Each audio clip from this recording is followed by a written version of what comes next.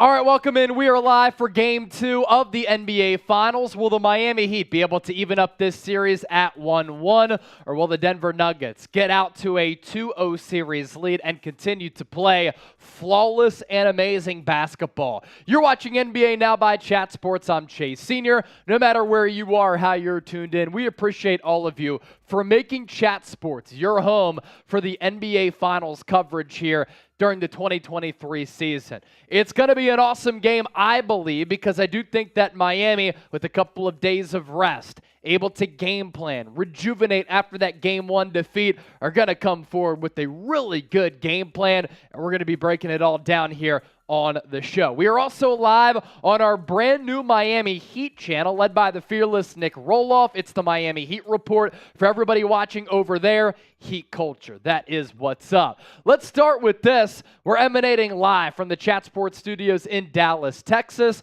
but we have people watching us from all across the globe. So where are you watching from? Let us know, and we'll start to give you some shout outs here. Vincent Sorletti is back in the house. We have Venom Sosa saying, let's go Heat. Yassel plays, come on Heat, please. Cam saying Nuggets in 5.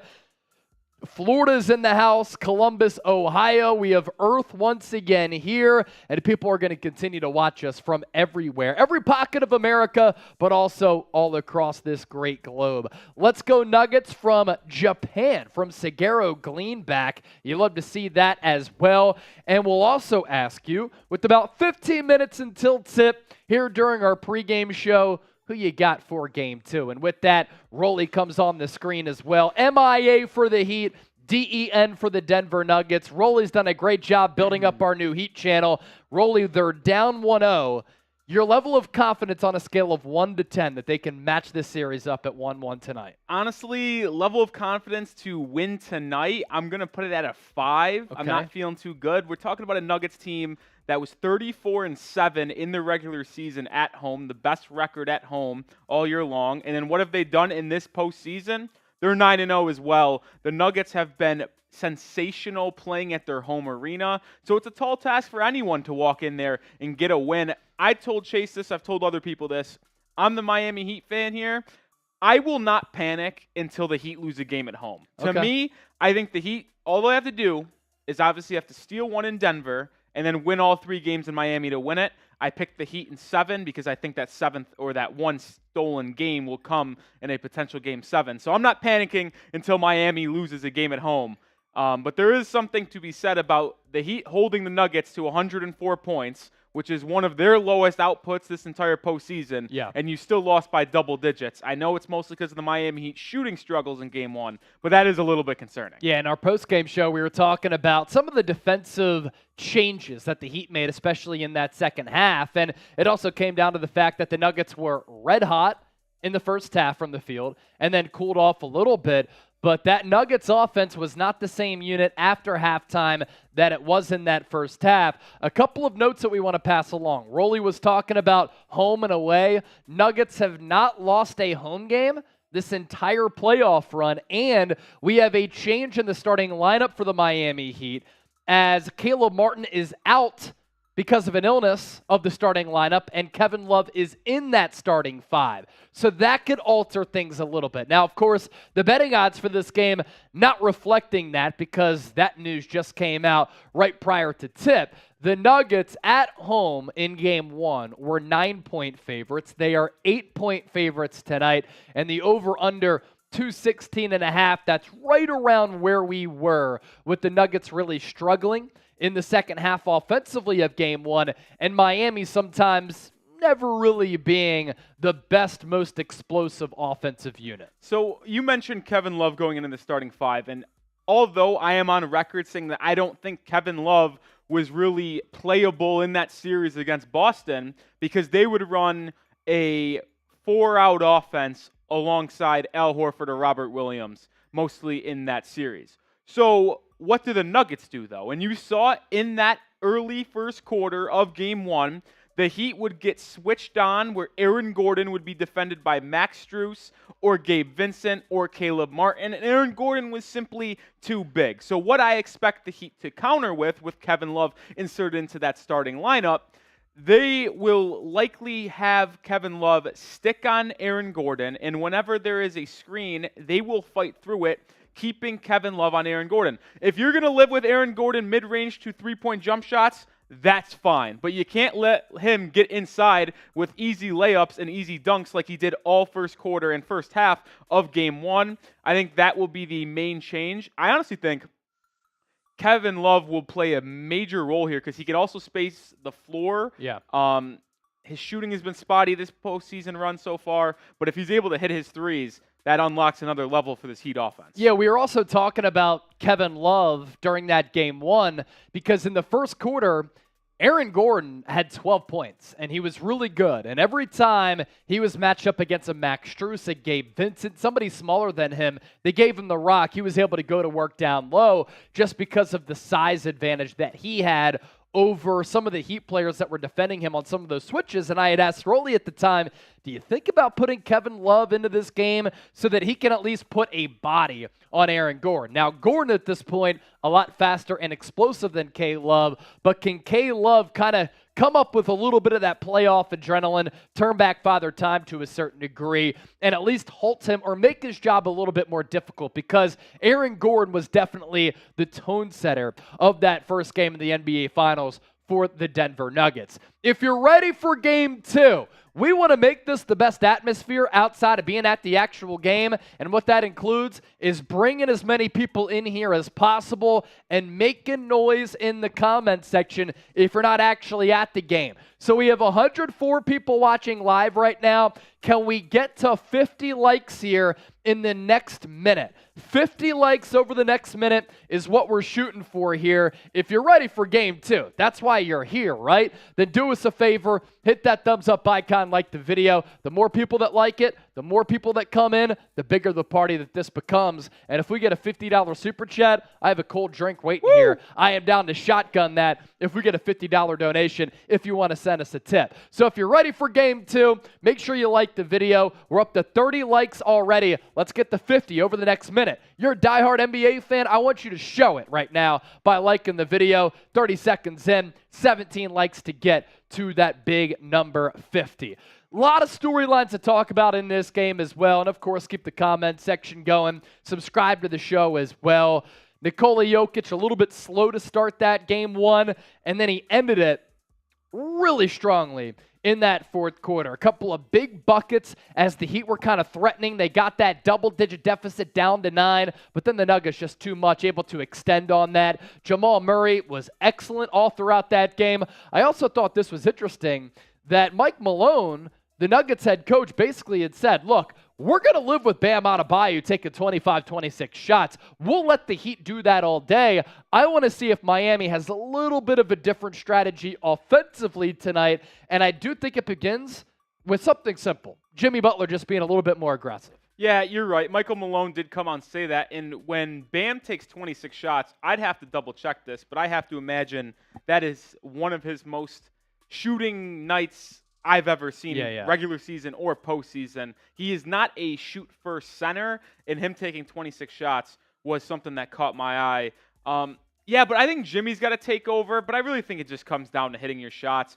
Caleb Martin and Max Strus, two of the main reasons why the Miami Heat are in these NBA Finals, shot a combined 1 for 17 from the field. They were shooting, if you were to give them 17 shots against Boston, they were hitting 11 of them. Yeah. And that's not even boosting it, too. Caleb Martin was shooting that efficiently alongside Max Strus. So that was the main difference in this game. But if you look on the other side to the Denver Nuggets, they won a game where Jamal Murray and Michael Porter Jr. shot a combined 4 for 18 from 3. Those are horrific numbers that I don't expect them to do again this series. So the fact that Nuggets were able to win a game by double digits when their second and third best players shoot probably the worst they will all series from 3, the Nuggets got to feel a little confident on that regards. But we are about 2, 4, 5 minutes away from tips, somewhere in that range. And if you're ready for Game 2, let's get the comment section flooded. Type me. We got 15 people watching on the Heat Report. If you're ready for Game 2, type me. 140 watching on Chat Sports. Make sure you type your me. We'll give shout-outs for everyone that's typing me. Yasel plays. Let's go. It's Ducky is in the house. Yankee fan for life. Who else? Christopher Allen, KJ, Juan Herrera, Paul Jenkins, Vincent Sorletti, Dimmy, Michael, Paul, Sanyan, Steve, Luck916, Dimmy Fant, Linda Smith, Exotic Soy Sauce is back, Harjinder, Soul Train, Demon, Butter, Paul. Who's going to be Butter tonight shooting that rock? Hey, we're still 11 likes away from 50, by the way. Now 10. To whoever just liked the video, I absolutely love you. Guari and Ruby. How about on the Heat Report? Anybody you want to give a shout out to? Yeah, we got Benjamin Castleman, the real one, always tuning in. Maya's World, Axie, Aaron Fitzgerald, all typing those me's, getting ready to get fired up for this game. Nathan says, I miss Will. He was rooting for the Celtics, so I don't know why you were missing him last series. Oh, yeah, that's right. Yeah. Christopher Allen, it's Ducky. Ruby Patel. I know we have people watching from literally all across the globe, so if you're ready for this game too, type me down in the comment section. Yankee fan for life. Chase, I'm attending Lower Merion High School. It's my freshman year. Nice! I'm from Westchester, not far from you, Yankee fan, although you're not a Phillies fan, so I'm a little bit disappointed in you. Steve, Minnesota Vikings fan. Steve, me. Nice. Watching from Hamilton, Canada, from Slurm, a.k.a. Canada. I love the lives from Ruby. Thank you. We love you. Here's a heart to you. I'm also going to send you a heart in the chat right now. I'm putting a couple hearts in there. It's Ducky's always hanging out with us. 43 likes. Can we get to 50? We have 160 people watching live, 43 likes. The fact that we only have 43 is a little bit disappointing. So continue to hit that thumbs up icon and like the video. You can share the video as well. Gary Sanderson, big UConn guy. Hey, Chase, what free agent at the time are we like, and why did he get that much? Proves us wrong, like Jeremy Grant and others. I'm not sure what you're trying to say there, Gary, but if you want to simplify that message a little bit, certainly let me know. Garrett Winward, also in the chat. He's going with the Denver Nuggets to win this basketball game. You can get your votes in our live poll as well, but most importantly, get those game predictions into the comments section as well. Who you got for game 2? 53% Denver Nuggets, 46% Miami Heat. KJ21 had said Nuggets all the way. I'll say this, on the Heat Report, which you'd expect that live poll number to be a little higher because they are Heat fans, they're riding with their crew. Not so fast, my friend. 59% people picking the Heat to win on the Heat Report chat, which is honestly low numbers. I remember in the pregame against the Celtics, almost every game they were at 80, 90%. So Heat fans a little less confident against this Denver Nuggets team who just look so overpowering right now. Paul Jenkins, is Tyler Herro playing tonight? Tyler Herro is not playing tonight. It is still, at least in my mind, he will be likely to return in Game 3 on Wednesday in Miami. Woj had that report before Game 1 that he was eyeing a potential return tonight. Evidently not the case. So we'll have to wait to see if he can come back on Wednesday. And I'll have to see how this game goes, but if you're just staying on the Tyler Herro front, I really do think the Heat need his scoring. And what the Nuggets have done defensively early on in this series, a.k.a. one game, they've played a lot of drop coverage on screens, which has allowed Bam Adebayo to get more involved. And the reason why he took so many shots, because they put drop, they gave him the ball and momentum, let him attack Jokic, whether it be on a nice little floater, pull-up, or attack at the rim. Right. But if you run drop with Tyler Herro and Bam, Herro's not afraid to either take that little teardrop or pull up step back 3 or step back midi, and we know Herro has that stroke. Pause. But either way, I think Herro and Bam's pick and roll against this Denver defense could be very effective. So if Herro comes back on Wednesday and is even 80% healthy and will be effective in this series, he will be able to tear up this Nuggets defense as of right now. Yeah, and to answer your question, so Tyler Herro not playing. There's also a change in the starting lineup where Caleb Martin is out of the starting 5 because of an illness. He is still going to play. He was warming up with Miami. Kevin Love is in that starting 5. And I also think that Tyler Herro's impact offensively could come at a critical juncture for Miami. They're a little bit of an offensive challenge team. when they have to go up against a team that has a high-octane offense like Denver. Against Boston, they were able to dictate the game, slow it down a little bit. The New York Knicks played defensive style, so the Heat's offensive flaws weren't exacerbated like they were against Denver. But if you get a Tyler Herro back, sometimes he just bails you out sometimes, and that's the bucket getter who could go on a heater to allow you to go shot for shot, make for make with Denver. So I do think his presence is going to be important if he's able to come back at some point in Miami. And we saw the Warriors, who are the defending national champions, obviously won't be happening again. But I will say this, I've compared Tyler Herro to a slightly better version of Jordan Poole, and you saw how effective he was in the finals last year against the Celtics. So I think Herro could play a big role, potentially games 3 through 7, if the series goes that far. Gary, I saw your question, but this game is about to start. We'll try to get to that a little bit later about NBA free agency, but this game is about to begin. The rally towels are out at Ball Arena in Denver. Nuggets going to be rocking their navy blue jerseys, same as game 1, but the Miami Heat switching up the jerseys in the white threads tonight. They do win the tip. Bam Adebayo has it down low, fakes right, goes left, mid-range pull-up, no good. Nikola Jokic with his first of many rebounds tonight. He'll push and bring the ball up, goes into the lane, couple of long strides, layup, no good. Outlet pass from Kevin Love to Strus. Strus in transition is fouled by Kentavious Caldwell-Pope. Miami will, of course, retain the rock. And that's a little bit of a difference there with the pace with that K-Love outlet pass right there. And, they actually did not call that a foul. Max Strus was looking for a foul, didn't get it. But Kevin Love will be very effective. Strus lines up a 3, and it's good. And if you know from the game 1, Strus 0 for 9 from 3, hits his first one tonight. Yeah, good little action there. Strus inbounded the basketball to Adebayo right about that left elbow. Then he came off the action to the left wing, got it back, and was able to knock down that 3. And he went 0 for, as Rolly said, in that game 1. So it's key for him to get off to a good start. Nuggets here with the rock. Jokic is going to take a 3. That's well off the mark. Jimmy Butler rebound. And we're a minute in officially. Heat with the 3-0 lead. We'll see if Butler tries to hunt his shot more tonight. Gives it up to Vincent. Vincent just beyond that free throw line. He drains it. So Miami, 2-2 from the field so far, 5-0 early advantage. They did not have many leads in that game against the Nuggets in game 1, so this is positive to start. Aaron Gordon out of the high post. Up top to Jamal Murray. Step back 2. That's off the mark. Another Heat rebound. Adebayo will now push. Finds Butler in the far side corner. Heat moving left to right offensively. Nuggets right to left. Butler comes off the screen, into the lane, dives in, no good. Tip out rebound goes to Kentavious Caldwell-Pope. Nuggets have numbers. Michael Porter Jr. thought about a 3. Pull up from the elbow, that's short. So the Heat, hot-ish to start this game. The Nuggets, cold. 0 for on their field goal attempts so far. Vincent near side. Elbow jumper, cash. Miami, 3 of 4 from the field so far. 7-0 early cushion.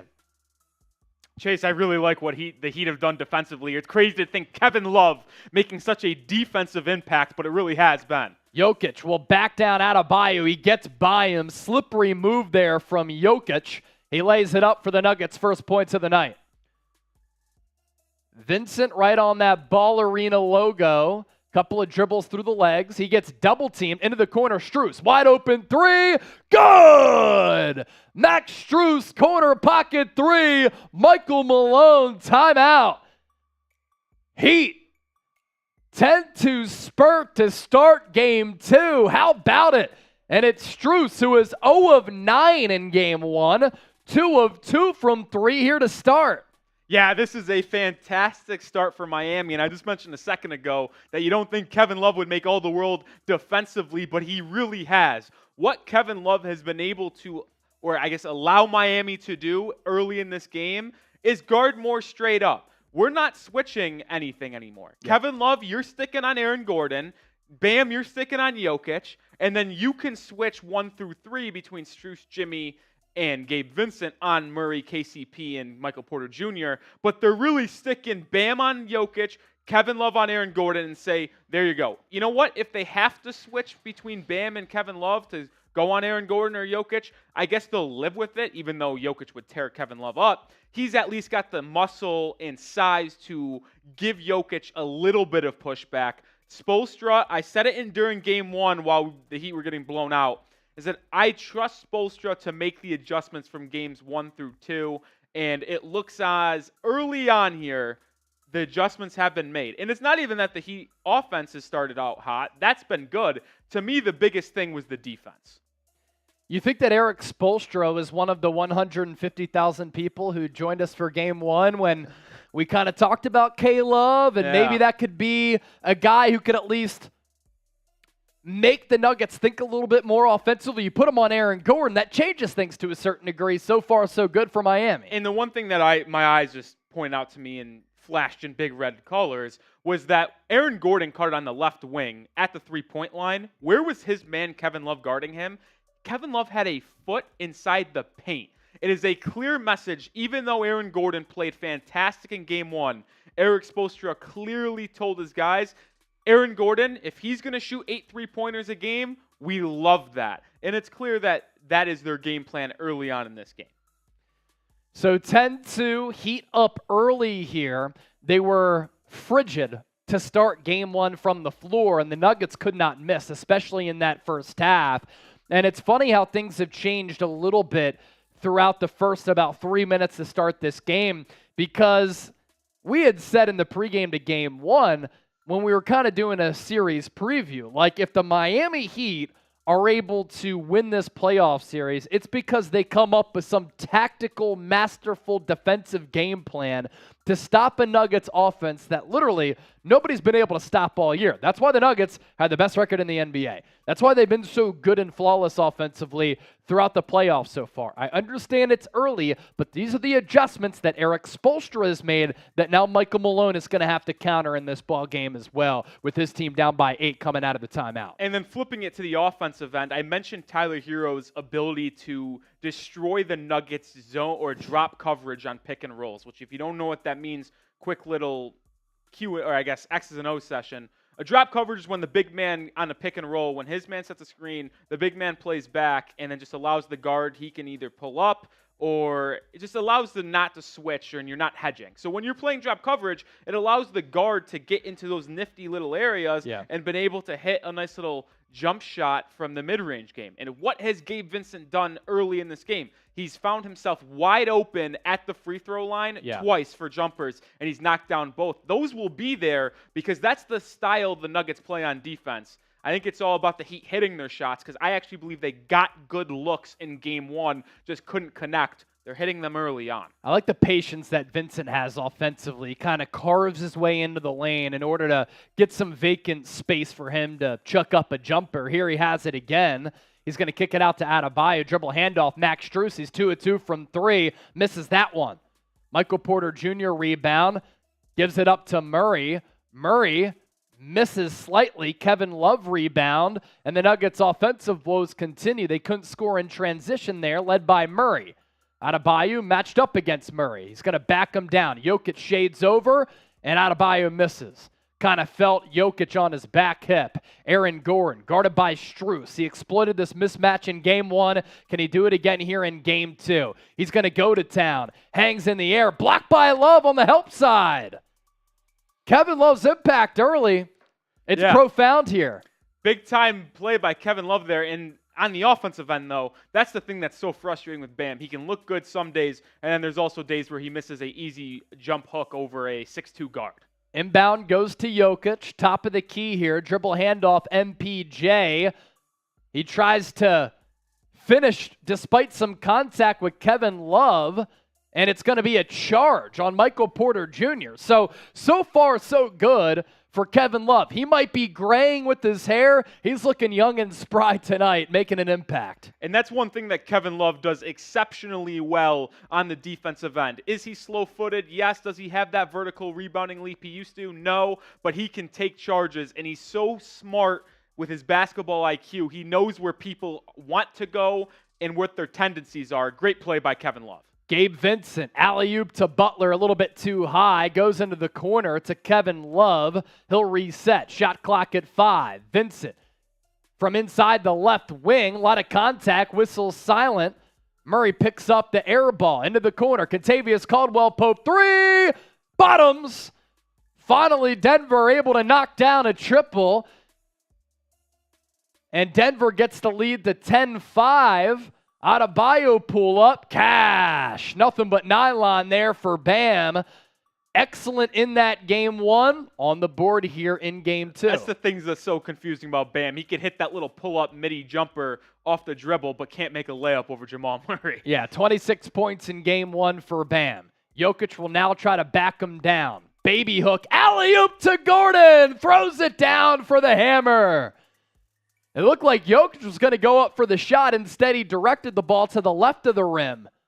And that's something that the Heat didn't do that often in game 1. They doubled Nikola Jokic. Kevin Love sent the double. Great backdoor cut there from Gordon, too. I don't think the Heat can double Jokic, because if you double Jokic, you've clearly seen he is a more than willing passer and one of the probably top 5 passing players in the league, regardless of position. I don't think they can double him because it'll just result in 2 easy shots for the rest of the team. Hell of a play from Jokic, too. We'll break that down in a second. Butler backs down Murray, tries to get some contact. He does. So Jokic's back was to the basket here. Basket was here. He saw with his peripheral vision that Aaron Gordon was cutting this way, and then he turned around and threw up the alley-oop to Gordon. Only Jokic sees that play developing right before it happens. I mean, that was next-level anticipation right there. 811 people watching us live on our main Chat Sports YouTube channel. 76 likes. That's a crime. Make sure you hit that thumbs-up icon and you like the video. We have Jimmy Butler going to the free throw line. He is scoreless as of right now. Game 1, 0 free throw attempts for the second time this year.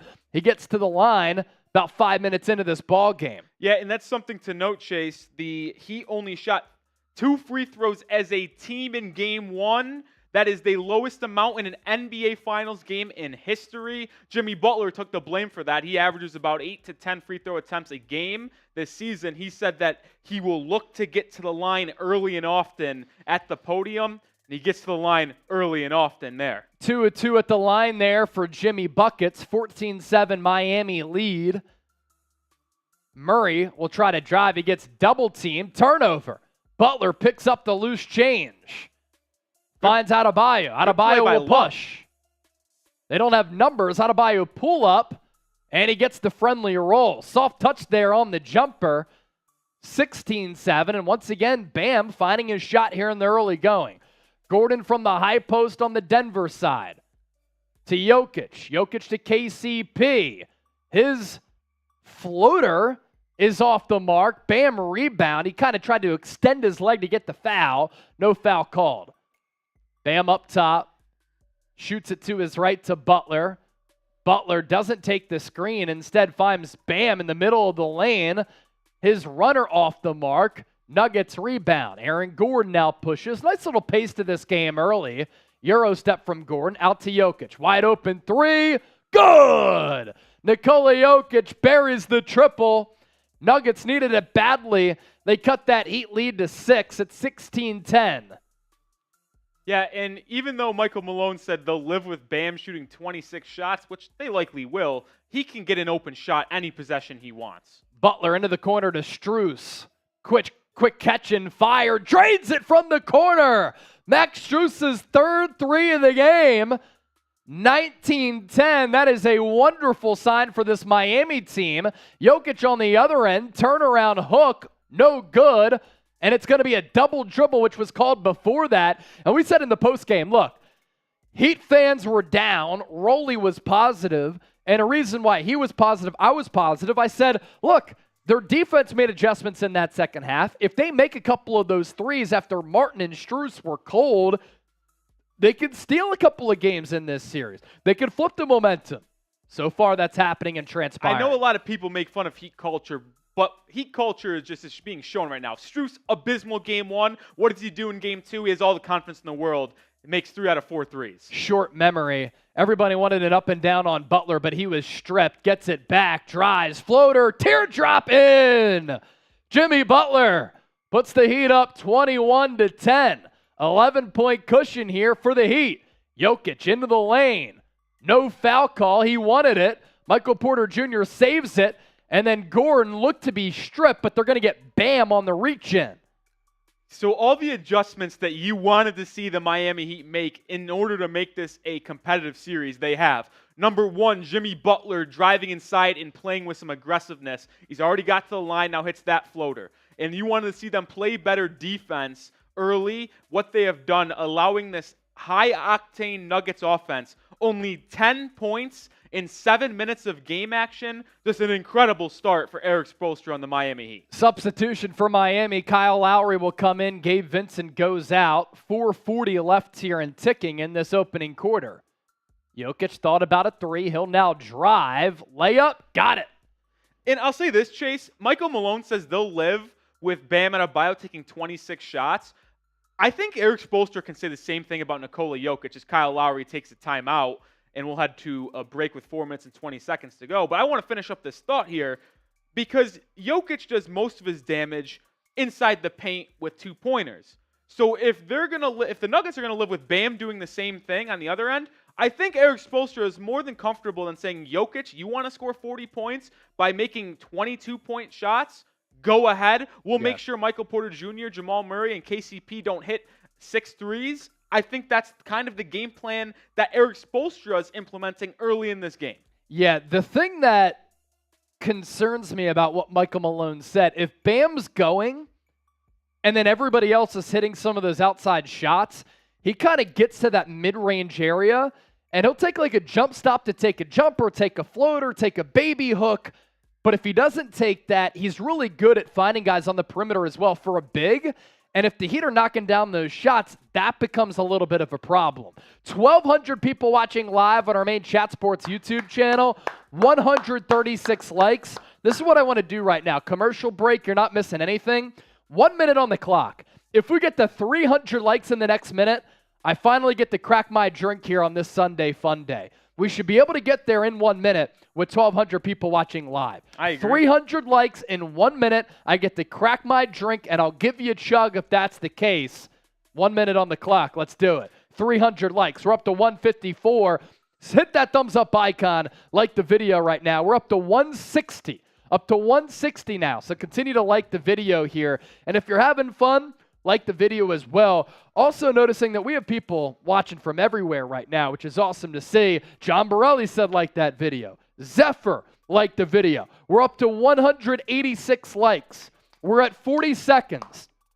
We're up to 200 likes. 15 seconds to go. Can we get to 300 likes here in the next 10 seconds or so? Everybody watching should like the video. And if that's the case, I get to crack my drink. 1,200 people watching live. 1,300 people watching live. You see what happens when you like the video? More people come in. We're up to 220 likes, 300, and I'm cracking the drink here. Shouldn't take that long if you just participate and tap, tap, tap that thumbs up icon and like the video. Michael Harris, what's up, people? John Borelli getting us started with the $5 super chat. And I'll do this. We're at 236 likes, up to 240. Once we get to 300, I get to crack my drink. So continue to like it. Over the next minute, I'll reset the clock here. Over the next minute, every $5 donation that comes in, your name goes on this drink. Your name goes on the drink, and it'll be dedicated to you. So John Borelli is the first. John Borelli is the first. Also employ our every viewers. $5 super chat. I also employ our viewers on the Heat Report to hit that like button. If you want more people to come in and join Heat Nation in the culture watching today's stream, hit that like button. We got 28 likes, 65 people watching. I like that number. Can we get to 35 before the next, or the action is resumed, I should say? We have TBD saying, is anybody here watching from Haiti? Well, yeah, why don't we ask the people where they're watching from? JD. Where are you watching from? Let us know in the chat. We're up to 1,400 people watching live. We're 39 likes away from 300. So continue to pepper that thumbs up icon and like the video. Where are you watching from? Let us know, then we can see if anybody is watching from Haiti, my guy. Jimmy Butler, pull-up jumper, off the mark. Loose ball picked up by Martin to Lowry. Lowry to Butler, layup, no good again. Another loose ball. Martin to Strus. Strus's three, no good. Nuggets finally rebound. Couple of second chance opportunities and a third chance opportunity there for Miami. Gordon will drive on Strus. Wraparound pass, Michael Porter Jr. Three ball, good. Michael Porter Jr. hits the three, 21-15. It was the Heat who called a timeout there moments ago. Martin didn't start tonight because of an illness. Nice pass to Strus. Corner three, short. Tip out to Gordon. Will he push or will he slow it up? He'll slow it up. Handoff. Michael Porter Jr. Another three. This time too much juice on it. I tell you what, Michael Porter Jr. sees 1 3 go down, and he thinks he's Steph Curry after 10 made threes. My goodness, does he have a quick trigger. Lowry baseline finds a streaking Butler. Pass had too much mustard on it. Had to regroup. Good defense by Gordon. Forces him to give it up to Martin. Martin goes back to Butler. Shot clock 5 to Strus. Another three. Good! Max Strus. He's on fire here. No pun intended for the Heat here in this first quarter. 4 triples for Strus. And the fact he's taken 7 in the first quarter is even more ridiculous. No short-term memory for Max Strus. No doubt. He erased that game 1 awful effort. Jokic fouled. Nuggets will retain possession here. We had another super chat come in. Oh, Alexander! European currency. Let's go. So Alexander, John Borelli, they go on the drink, but here's the deal. I can't drink it until we get the 300 likes. We're 31 away. Like the video with 1,400 people watching live. Alexander, we appreciate that, my guy. And it was his first ever super chat. First time super chatter. That's why we had the animation here. Alexander. We appreciate you, Brody. Nuggets inbound. Jokic has it top of the key. Guarded by Zeller. Finds Murray. Murray right around that right elbow. Bounce past Jokic. Long two. Good. Jokic. Another field goal. Heat within 7, or Nuggets within 7, 24-17, approaching 2 minutes left here in the first. Little two-man game from Jimmy Butler to a streaking Zeller, lays it up despite the contact. So 2 old guys, Zeller and Caleb, making things happen. Then Bruce Brown hangs in the air, lays it in off the glass. Lowry to Duncan Robinson, who just checked in. He finds Zeller. Zeller looking for somewhere to go. To Lowry. Lowry into the corner to Martin. Martin, tough drive, hangs in the air, but it's going to be an offensive foul. I think that's the right call, Chase. Extended that off arm, I think. Yeah, he leaned in and put that shoulder in the Jamal Murray's chest to kind of disguard him, to allow him to have room for the layup. Yeah, it was clearly he went in to create the contact. Good call by the officials. Chicken wing there on Murray. So Nuggets get the ball back, down by 7. Heat up by as many as 11 here in this first frame. Murray has it far side to Jokic. He drives with some authority. Oh my goodness, how did he finish that? Can't even jump up onto a curb, but he's still able to get it to go. Jokic with 11. 5 of 8 shooting for him here in the first quarter. Butler will drive. Guarded by Christian Brown. He goes to Martin. Martin going to tee up a 3. That's off the mark. Jokic rebound. He looked ahead, couldn't find anybody. He'll push slowly. 1:09 and counting here in the first quarter. Murray doesn't take the Jokic screen at first. Now he does. 2-man game with Jokic. Out to Brown. Brown to Jokic. He's going to go to work on Zeller. What a nice turnaround move, but he missed it. Loose ball, picked up by Christian Brown, tipped out to Jeff Green, back to Brown, pump fake, drives, good, off the window. Christian Brown first points of the game. The rookie first-round pick out of Kansas has given this Nuggets team some energetic minutes so far in the playoffs in a limited sample size. Lowry has it poked away. He gets it back. Shot clock at 6. Lowry guarded by Jokic. Step back jumper. Rims out. You can sense some momentum shifting here. Nuggets down by 3. Shot clock unplugged. They'll hold for the final shot. I believe the Heat haven't scored in 2.5, 3 minutes. They've gone ice cold now. Murray near side. Game clock at 10. Comes off the Jokic screen.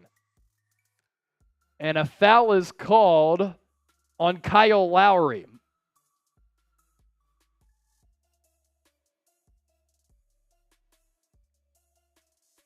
He kind of chipped Jokic a little bit. I'm not really sure. I don't know. That seemed like a pretty weak call either way. Should have probably been a play on. So 6.5 seconds left. Haywood Highsmith will check in for Miami, and the Nuggets will inbound far side. It's Jamal Murray on the inbound to Jokic. Jokic dribble handoff here to Murray. Game clock at 2. Trying to shake Martin. Step back 3. It's no good at the buzzer. What a great first quarter there. 26-23. Miami led by as many as 11. Nuggets with the surge there to end the first quarter, chip into that lead, get it down to 3. So who you got in this game too? H for the Heat, N for the Nuggets. Chime in, get those predictions in. We're 14 likes away from 300, then I can finally take down my drink. 13 likes from 300, and I can finally crack this drink. Like the video, we should be able to get there in no time with 1,500 people watching live. Do you know what the exact number is? For what? Yes, I'll check right now.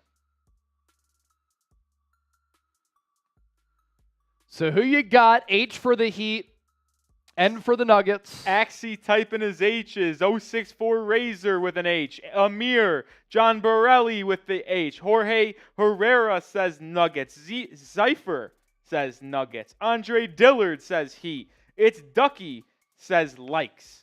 Is that the Tennessee Titans, Andre Dillard, former Eagle? That's the case. Out of Washington State, Wazoo. Ada Cruz, Miami. Rogelio, Nuggets. Ken, Nuggets. We're past 300 likes, so Rolly, you got to get yourself on screen. I got to go get the Sharpie to put some names on this drink. Then I can finally crack it for everybody. All right, I'll hop on screen and I'll implore you guys to please subscribe to our Chat Sports channel. We are so close to 336,000 subscribers. Can we hit there right now? I have a decent feeling that out of the 1,500 people watching on Chat Sports right now, not all of you guys are subscribed. So please hit that subscribe button so we can get to 336,000 tonight. And I'll also ask you to please subscribe to our brand new Heat Report channel. We are 31 subscribers away from 1,200. It'd be a legendary accomplishment to hit on tonight's stream. And as always, I'll take a shot at tequila when we reach 1,200 subscribers, because you guys always know that throughout these watch parties, I take a shot tequila when we hit 100 level of subscribers. I'll throw the link in both the Heat Report chat and the main Chat Sports chat, because I know there are some Heat fans over there. So if you want to join the rocket ship that is the Heat Report, please hit that sub button right now. All right, so Heat up by 3, 26-23. Got off to a good start offensively. Max Strus with 4 3-pointers in that first quarter. Gabe Vincent helping to pace them early. Bam Adebayo picking up that momentum from Game 1 into Game 2. Kevin Love had a couple of meaningful plays, even though he's not on the scoreboard with a bucket so far. But then the Nuggets, after they started cold, ended that first quarter on a hot streak. But what's funny is that the Nuggets have been such a potent offense. 23 points in the first quarter. It's a win for the Heat, obviously, on the scoreboard, but holding them to just 23 as well. Yeah, holding them to 23 points is massive, and I'll say this, 104 points is what the Nuggets scored in Game 1, and I expected that to be one of their lowest outputs this entire series. Obviously, they're on track to score lower than that now. Don't expect them to score 23 every quarter. What is disappointing if you are Miami is that you did have a 24-13 lead, I believe, yep. And you finished up the quarter, giving up a 10-2 Nuggets run to cut the lead to 3. That's obviously a little disappointing, where I thought the Heat could have opened up maybe more of a lead to help them throughout this game. Nuggets will start the second quarter with the rock. Jamal Murray has it in the corner, nearly gave it up. We got past 300 likes. Also, anybody who sends in a $5 super chat, your name goes on this drink. Right now we have John and Alexander here. You send in a 5, we'll put you on the drink, but because we got past 300 likes, I'm finally able to crack it. Chug coming up at the next break. Jeff Green lofts a pass to Jamal Murray. Murray downloaded Christian Braun. He lost it, got it back with the shot clock dwindling. He knocks down the teardrop. And the Heat went into their patented 2-3 zone there, not coincidentally, after Nikola Jokic checks out for the first time. Martin has it near side for Miami. Ball stolen away by Christian Braun. He saved it, sent it back in, but nobody home. Heat will get the rock back. Cheers to everybody watching. Thanks for supporting the show. This is an interesting time in the game here because Jimmy Butler's sitting, Nikola Jokic is sitting, Bam and Jamal Murray are the respective leaders for each squad. Interesting to see who wins the non-Jokic versus non-Jimmy minutes at the same time. It's rare that they both sit at the same time, so it is a key in this game who could win those minutes. Yeah, because the ball went out on the Nuggets side of the floor, the Heat inbound from their defensive end. Duncan Robinson lost the ball, again gave it up, and it's going to go off the foot of Christian Braun. $50 super chat. I'll shotgun one of these, by the way, if anybody wants to send one of those in. Like I said, nobody's built like we are here at Chat Sports. We're down to have some fun and give you some great basketball analysis as well. Lowry will inbound underneath their hoop. And a ball stolen again. Careless. Murray, outlet pass. Jeff Green gets fouled. The Heat have just been so careless the last couple minutes, going back to the end of the first quarter. And Christian Braun's been really active on all of those near steals or that steal right there. That's about 3 passes in a row that should have been stolen by Christian Braun, and the last one finally does get stolen. And it was Highsmith with the foul on Green. He was going up for the dunk, had that right arm hit. So Green goes to the line here. Hits the first free throw.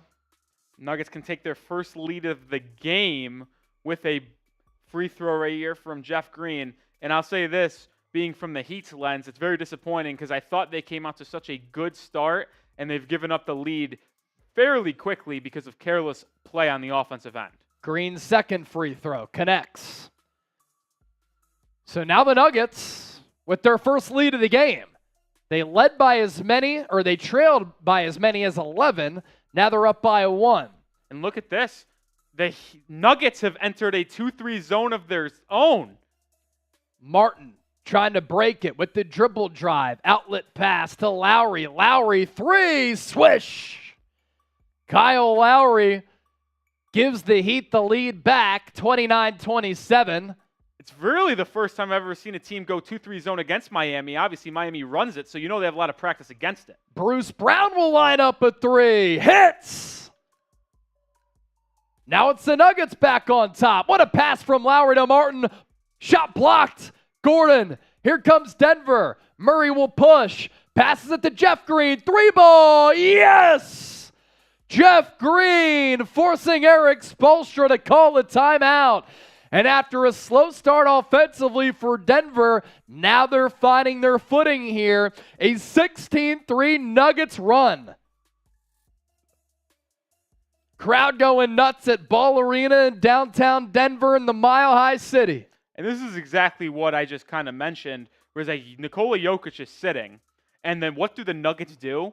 They go on a run without Nikola Jokic to take the lead. Remember, this is already a 10-3 advantage for the Nuggets in this second quarter since Jokic just went to the bench. And if you're the Heat, that's just unacceptable. You have to be able to win and win in a comfortable margin when Jokic is sitting. You can't turn the ball over like they've done. And when you get blocked, or even if you think you get fouled, which Caleb Martin thought he got fouled and was complaining to the official, you have to get back on defense, because if you don't get back on defense, you're going to give up a wide-open 3, and the Nuggets have hit back-to-back threes between Bruce Brown and Jeff Green to give themselves a 4-point lead. Crim's Dad tuning in. What's up, Crim's Dad? Thanks for tuning in. Izzy B tuning in as well. That's electric. Thank you for tuning in. Said 30, and I'll do a shot and send a video. All right. $30 super chat. Izzy's going to do a shot. Yeah. So if somebody wants to send in a $30 super chat, Izzy said that she'd take a shot. Is she watching on Heat or main? She's watching on Heat. All right. Which is even more legendary. Nearly 2,000 people watching live. Make sure you subscribe to the show. And I'm pretty sure that we were able to surpass 336,000 subscribers. We did. And we picked up 40 more in the process. So if you're looking for year-round NBA content, subscribe to the channel. NBA free agency, NBA draft coming up. And our content's going to be electric and awesome. So make sure you subscribe. Yeah, I'm really pumped for that NBA draft, which is almost, 18 days away. June 22nd is the exact date for the NBA draft. I think I said this during Game 1 of the NBA Finals on our stream, that there is just nothing that I like more than drafts in general. I don't know what it is. Just the idea of selecting That's whether always it be fun. players, And scouting as well. or even when you're talking with your friends, you just do a fun draft, like let's draft the best food. Like it's just fun to always do that selection process. No doubt. Kenny, the last gamer, I've watched y'all the past couple of games. I'm a subscribe. Appreciate that, Brody. Appreciate you. Thank you so much for supporting the show. And here's the thing. You hit that sub button, it's free. And you get some informative, entertaining content as well. NFL, NBA, college football year-round from us here at Chat Sports. It helps us grow as a company. More subscribers that we get, the more videos we're able to give you. Stephon, Jokic, ain't going like that. And I went to school with Jeff Green, Northwestern Wildcats. Very cool. Jeff Green went to Northwestern? Maybe he meant high school? I thought Jeff Green went somewhere else. Yeah, Jeff Green went to Georgetown. He did not go to Northwestern. But maybe it's a high school? Could be. I don't know. Maybe. Make sure you do continue to hit that like button. 2,100 people tuned in on Chat Sports. Only 368 likes. Can we get to 400 before we come back from that timeout? That's only 28 people. That's not too hard out of 2,100. So Heat with the rock after the Erik Spoelstra timeout.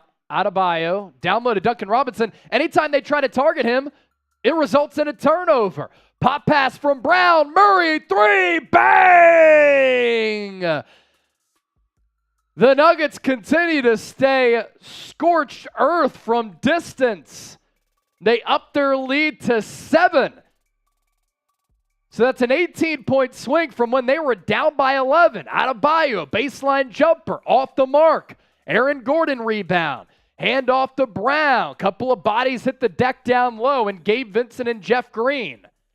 So I'll say this for the Heat. Outside of that last possession, is Bam missed a little mid-range jumper. They turned the ball over on 3 straight possessions, and what did the Denver Nuggets do on those other possessions? They hit threes every single time. That's a 9-0 run in 3 possessions because you can't take care of the basketball and you're allowing your opponent to get wide open threes, which we know the Nuggets as a team can knock them down with ease. Soul Train, by the way, our Chat Sports research analyst tonight, said, according to Wikipedia, Jeff Green went to Northwestern High School.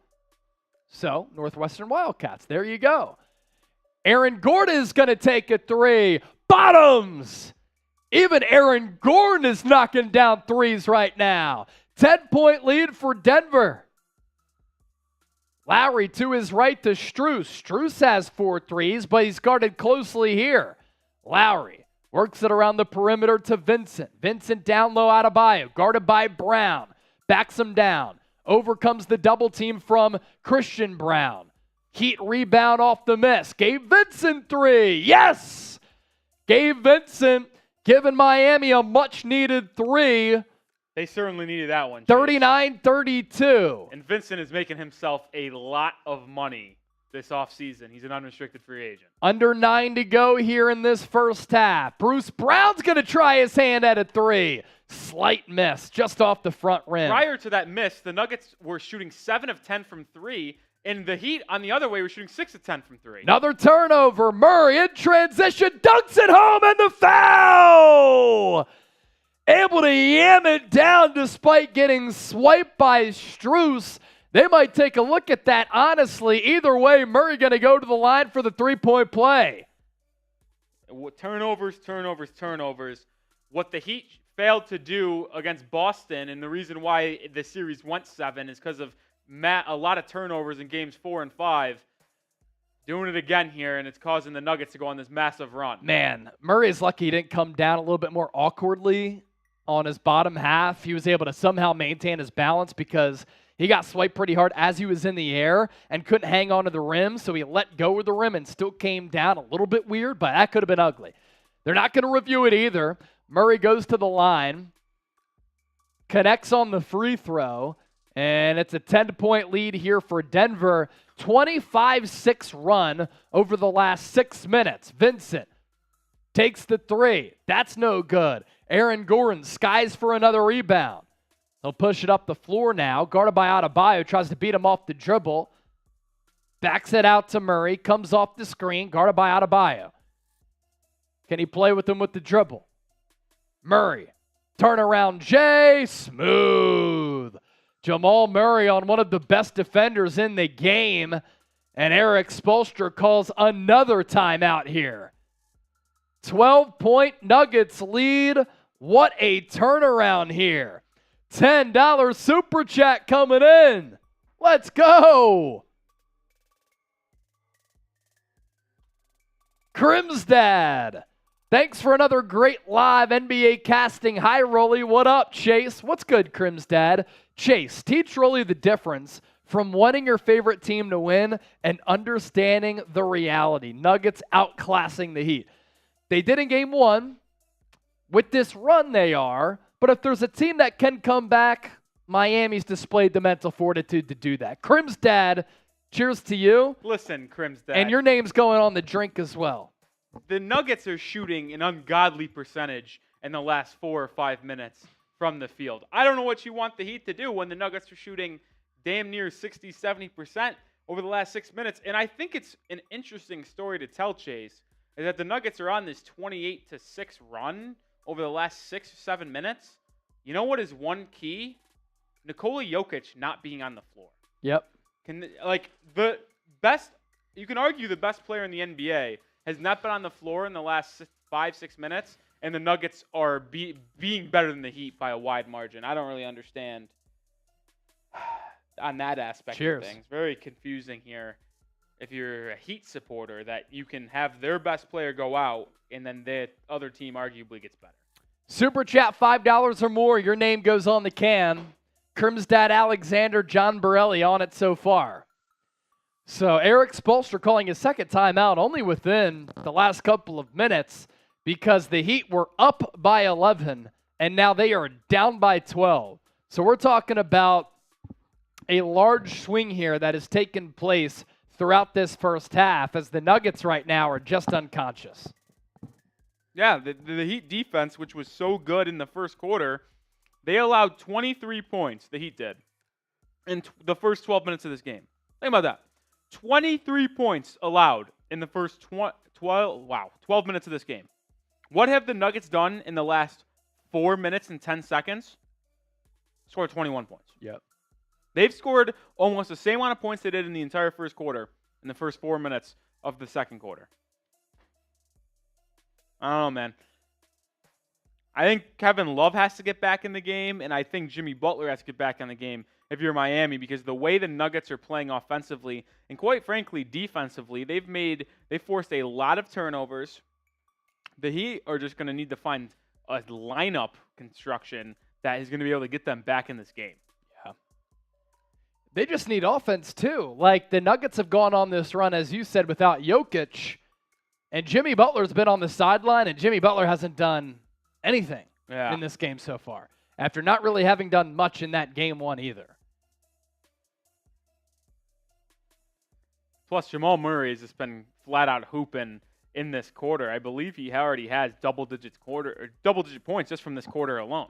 If you like the show here tonight, subscribe, We just picked up another 100 subscribers. We surpassed 336,000. Can we get to 337,000 tonight? Look, if you're in the need and searching for some great NBA content, subscribe and let us prove to you that this is the go-to spot, because we're going to show you during NBA free agency and the NBA draft, live shows and videos every single day, multiple times per day. So we're back in action. Jimmy Butler, corner three, and he's able to rattle it home. Heat needed it badly. Jimmy Butler needed it more. Yeah, that's massive for the Heat to get a three from Jimmy there. He made a couple in game one. Going to need more of that in game two. Christian Braun getting some PT here early. He's been so active to Jamal Murray in the corner. He's countered defensively by Jimmy Butler. Murray to Jeff Green. His push shot, no good. Foul called on, I believe, Haywood Highsmith. Yeah, I mean, listen, I don't really agree with that call here. Jeff Green does a drop step move on Haywood Highsmith and goes into Highsmith. Maybe different look, replay will show something different, but Highsmith looked to be just holding his ground, hands straight up in the air, and foul called. Jeff Green at the line, hits the first.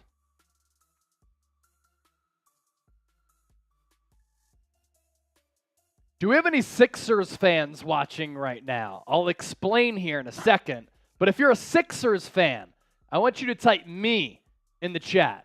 If you're a Sixers fan, type me in the chat.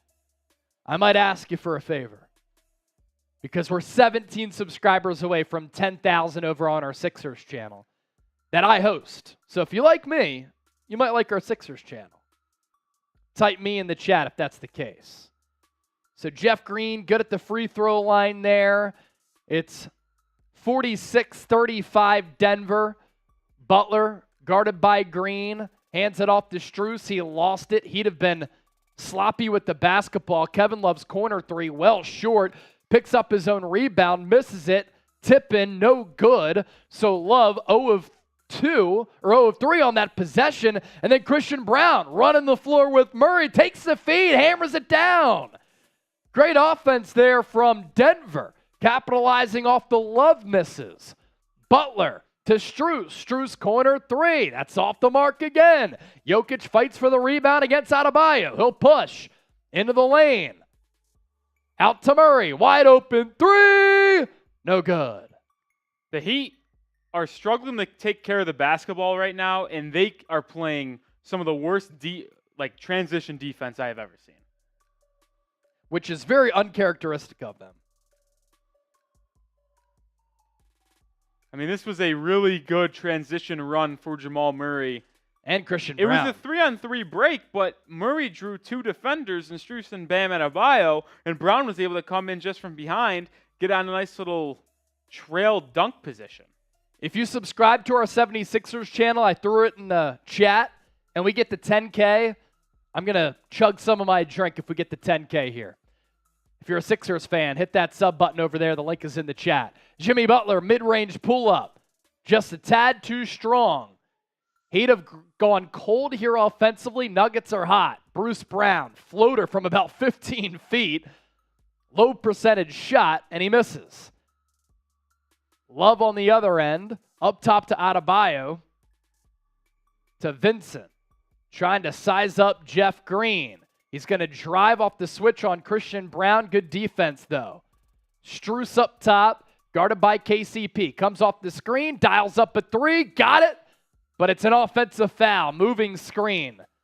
Bam Adebayo. And that was a clear moving screen, too, by Bam. There's just no need for it, man. Yeah, no need. All Strus needed was a little bit of space. That would have been his 5th three of the first half. Did get a super chat from Alexander. His second. Alexander again. Cheers, guys. One more drink from me. Excellent comments. I appreciate the work. Alexander, you're going back on the drink, my guy. Where are you watching from, Alexander? Let us know. Bruce Brown, he'll drive, he'll hang, he'll hit. 50-35. My goodness, this game has taken a turn. 15-point Nuggets advantage. This is how quickly they can get things together offensively. Love, pump fake, sidestep three. Needed it, got it. I mean, the Heat are 8 of 15 from three, but and still down. Like game one, they can't score inside the paint. They shot 40% from the field and 33% from three in game one, which is just horrible when you think about how bad you have to shoot from inside the arc to have it be that close. Bruce Brown lost the ball. Good defense by Vincent, who poked it loose. He'll hang in the air. Bucket in the foul.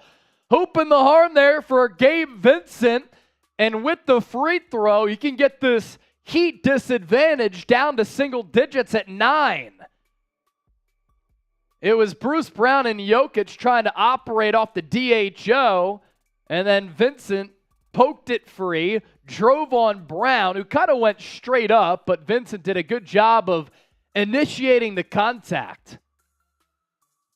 And it looks like Denver will go call a timeout, or we'll just be going to a commercial break. So with 4 minutes and 19 seconds to go in the half, Nuggets lead by 10.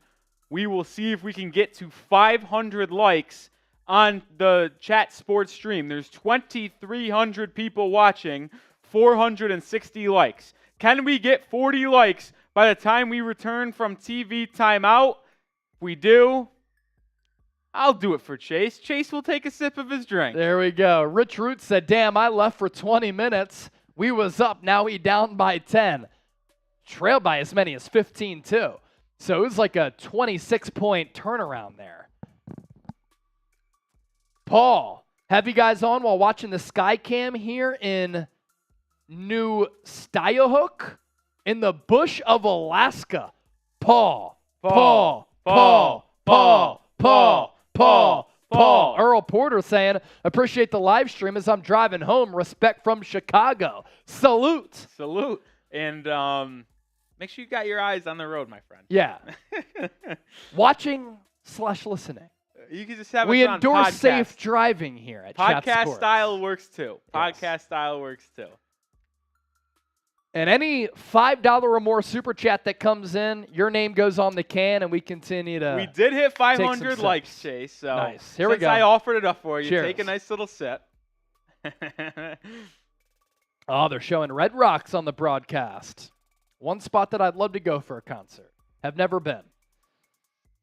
The Nuggets are shooting 9 of 12 from the field in this quarter. 4 for 6 from 3. Sports broadcast saying, yo, yo, yo, yo. Guess what we're doing? Sports broadcasting. So Vincent completes the three-point play, gets the Heat within 9, 50-41. Can they make another push here? North of 4 minutes left. What a pass from Christian Brown to Jokic. I think that ball was deflected by Bam. Butler to Love. Love up top to Butler. Butler comes off the screen. Carves into the lane. Got hung up in the air. Still able to get it to Kevin Love. Strus now has it to Love. Love to Strus. Shot clock at 1. Throws up a desperation heave, and he's fouled. What a disaster decision by Kentavious Caldwell-Pope. Can't happen. With the shot clock like that, you let him get that shot. The Heat were playing, or that's a clear in reach no in. man's land, and KCP reaches in on a Max Strus triple, and now Max Strus is going to get 3 free throws to potentially cut this to a 6-point game after the Nuggets played probably one of their best defensive possessions of the entire game. Missed and the Max front Strus end. misses the free throw. Yeah. When you're trailing in a game and you get gifted 3 free throws, you just simply cannot miss them. Bros Retro, do you have a Celtics channel? Yes, we do. I will throw you that link in the chat right now. Strus made his second free throw. Celtics channel link is in the chat for Bros Retro Bowling. I like bowling. Bowling's a fun game. I haven't bowled in a very Dude, that'd be a long fun time. little chat sports outing. I'd be in for that. 2 of 3 for Strus at the line. 8-0 Heat run, and it's only taken them 1:14 to do that. So now, complexion of the game changes a little bit. 50-43 Denver. Jokic back out to Murray. Shot clock at 11. Guarded closely by Butler. Hands it off to Jokic. Jokic drives, blocked by Adebayo, and then he gets it back and puts it in. High effort play there from Jokic. Good defense, though, from Bam, but better offense there from Jokic. Strus going to take another three. Airballs it.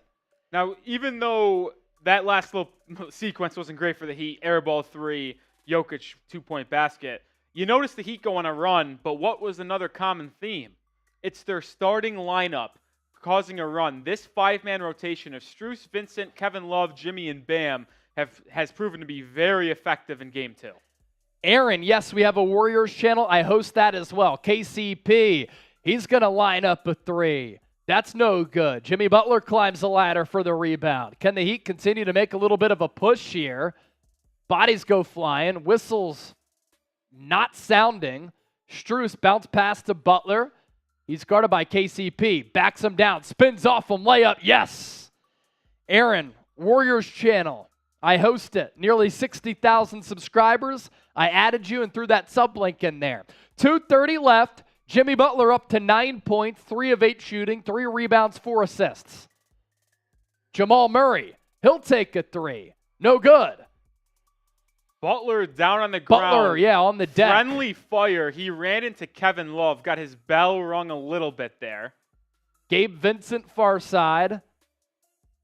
Heat down by 7. Gabe Vincent, patient, floater, cookies. What a touch there from Vincent.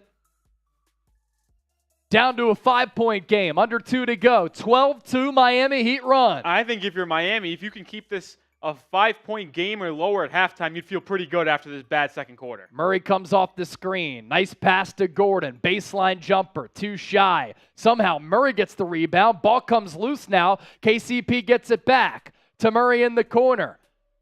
More great defense from Butler. Michael Porter Jr. Step back three from the corner. Well short. Strus, rebound. Pushes it to Vincent. Vincent thought about a three. He'll back it back out. Cross-court pass, Love. Love pump fake. Sidestep three. No good. Rattled out. I would have liked to see Kevin Love after the pump fake instead of sidestepping for three. Drive in, force the defensive collapse, and then you could get an open three that way. Yeah, kick out. Thought he rushed that shot a little bit. Plus, the sidestep three is still good defense there from Denver. Tell you what, Gabe Vincent has played an incredible Game 2 first half. Who makes more this offseason? Austin Reeves, Gabe Vincent? Well, I would have guessed Gabe Vincent just based off play, but according to some reports, Austin Reeves could net close to $100 million, which is just outlandish. A little bit bigger, maybe a better defender too. Michael Porter Jr., baseline, ball sky high in the air, as high as the Mile High City. Nuggets get it back. Shot clock at 4. Murray lost it. KCP picks it up. His three-pointer, no good. But because Gabe Vincent hit the deck and KCP picked it up, he shot it, and I think he's going to get 3 shots at the line. He is. It's a terrible call. I guess by the letter of the law, it's a foul, but I think it's one of the worst foul calls you can ever see. Vincent was making a play on the ball that was on the floor. There was a loose ball. Vincent dives for it. He tried to avoid him, picks it up, and then just jumps into Vincent and gets a foul call. Yeah. I guess because of the letter of the law, Vincent didn't even place to land. But it's one of those ticky-tack calls that just doesn't sit right with me as a basketball player. Yeah. So KCP at the line now. It's kind of a bad break for Miami. They did everything well on that possession. And it was Gabe Vincent just going for the basketball, high effort play. KCP hits that first of 3. 53-47. Nuggets lead back up to 6. Cashes home the second.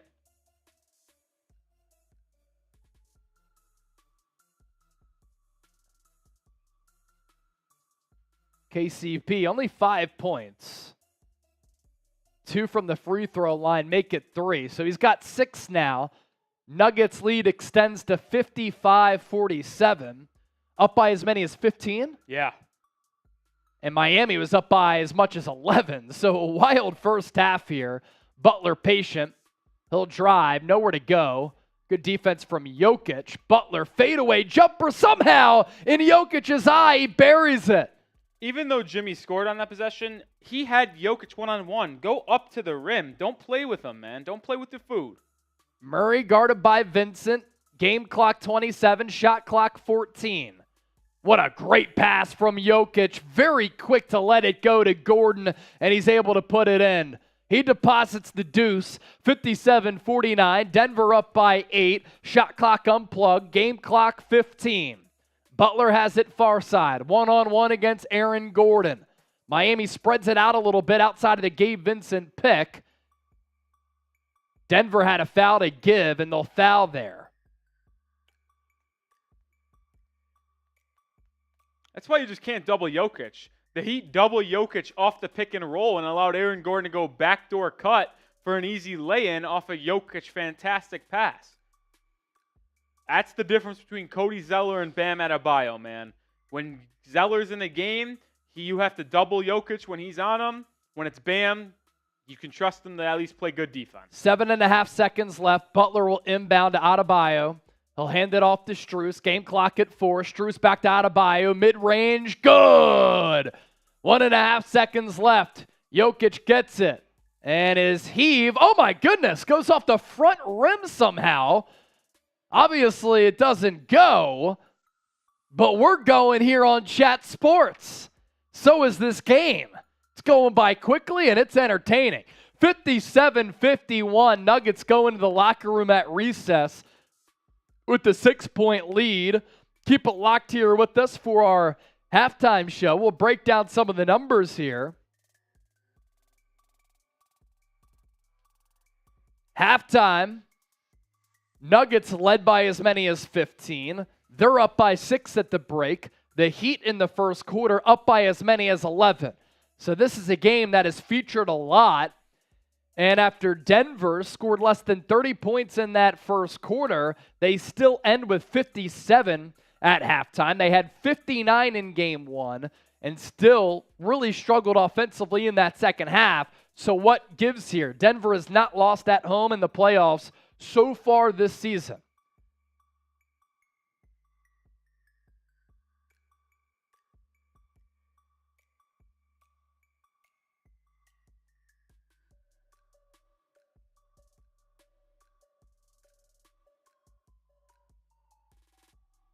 Halftime show coming up in a second. Stats coming your way. And an interesting stat I'll just say before we get to on-screen stats is the Nuggets lead by 6. Interesting number in this game that Nikola Jokic, the best player for the Nuggets, potentially the best player in the NBA, is -8 for the game. Yep. Even though the Nuggets lead by 6. You make sure these rebounding numbers are accurate, and then we can get going.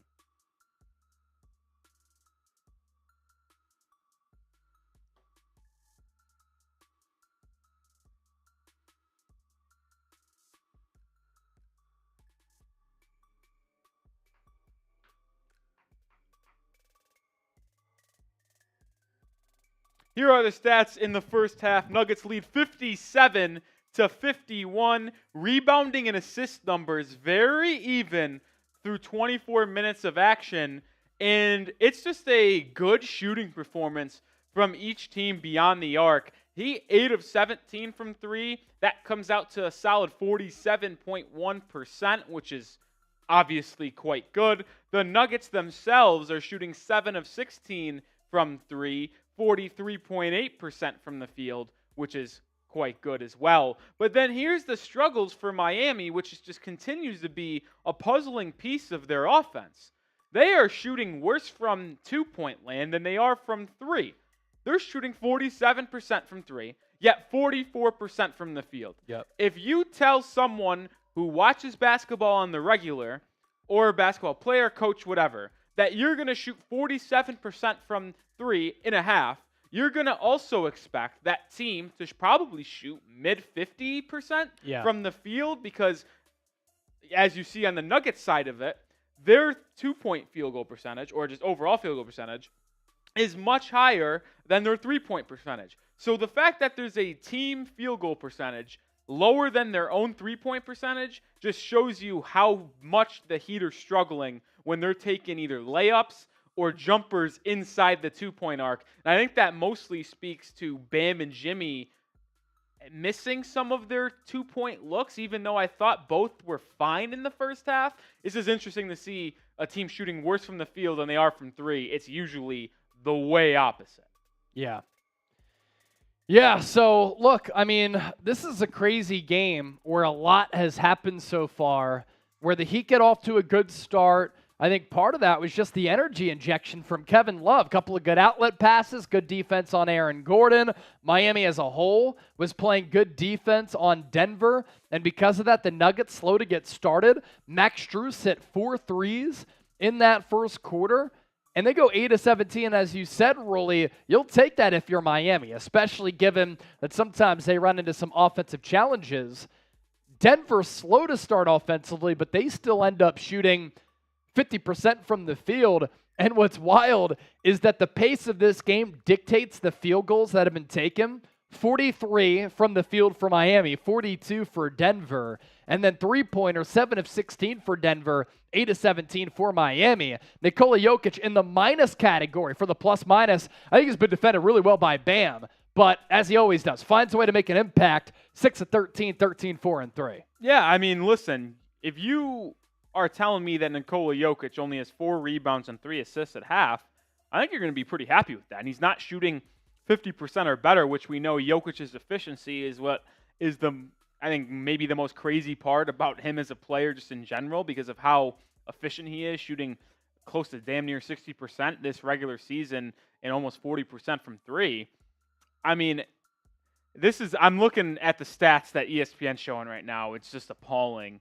I'll look at this real quick and then we'll get back to Jokic. Transition battle. So in the fast break, the Heat have 3 points. Nuggets have 16 points in the fast break. That's the difference in the game. The Heat turnovers have been leading to easy buckets for Denver, and that's what that little avalanche was, funny enough, in Denver, was the Nuggets forcing the Heat to turn the ball over, getting out in transition, getting easy looks, easy threes, and knocking them down with ease. Nikola Jokic, obviously we mentioned he has that minus. He's in the negative department when it comes to plus-minus. Jamal Murray, even though he only has 8 points, has been terrific distributing the basketball and setting up others. But the 3 players that really impacted this game the most right now is 1, Bruce Brown, 7 points off the bench, 2 rebounds on 3 of 5 shooting. 2, Jeff Green, also 7 points, 1 3-pointer, 4 for 4 at the line. And 3, Christian Braun, the rookie from Kansas, 6 points on 3 of 3 shooting, and he forced 2 or 3 turnovers himself. Brown, and Jeff Green are the 3 players that have impacted this game the most for Denver. Coming off the bench, those 3 guys has been terrific. Yeah. The Nuggets have only really ran an 8-man rotation. They don't play DeAndre Jordan, the backup center. They just run a small lineup when Jokic is off the court and Aaron Gordon plays the 5. But man, this Nuggets team played outstanding with Jokic off of it. They were at one point on a 25-6 run in that between that end of the first and early second quarter, and Jokic was off the court for the most part of it. So I don't know what to make of it personally, Chase. Maybe you can help me break it down. But the Nuggets are playing better with Nikola Jokic off the court right now, and that's just hard to fathom. Yeah, look, I mean, sometimes when your offense at times runs through a big, and sometimes it runs through him, sometimes it runs through Jamal Murray, things can get a little bit slow. I think that Jokic, for whatever reason, to me it looks as though he's pressing a little bit, and he's hunting his shot, whereas usually he lets the game come to him.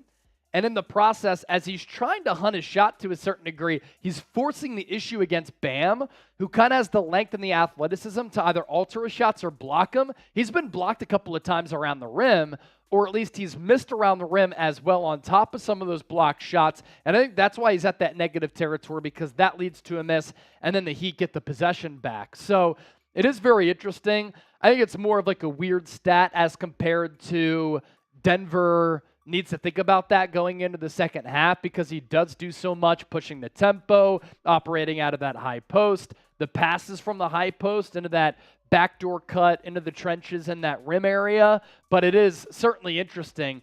I think when he was off the floor, the Nuggets were moving quicker, and when their pace is faster, that's when the Heat struggle to keep up with them. You showed Christian Braun's stats on the screen a little bit earlier. There was a sequence there for like 2 straight minutes in which the Heat tried to get the ball to Duncan Robinson multiple times. Every time they did, it was Christian Braun knocking the ball away. So he was really active for a couple of minutes that he was in. For Miami, a great sign here that we've been talking about throughout the game so far is the fact that Max Strus has gotten going. 0 in that game 1. And we had said, look, Heat fans, don't panic all that much. If you knock down a couple of threes, if Strus and Martin, who at points in this playoff run, especially Martin against Boston, get it going at least a little bit, it alleviates pressure, makes that offense a little bit more dangerous. They can spread the floor, more options for the defense to think about.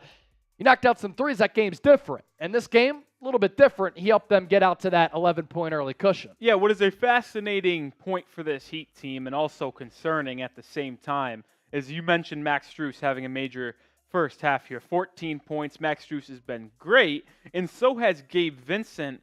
The starting backcourt for Miami has played a fantastic game, combining for 26 points on 9 of 16 shooting, excuse me. Yeah. So Vincent and Strus has played really well, kept Miami in this game, but that's also the issue for the Heat.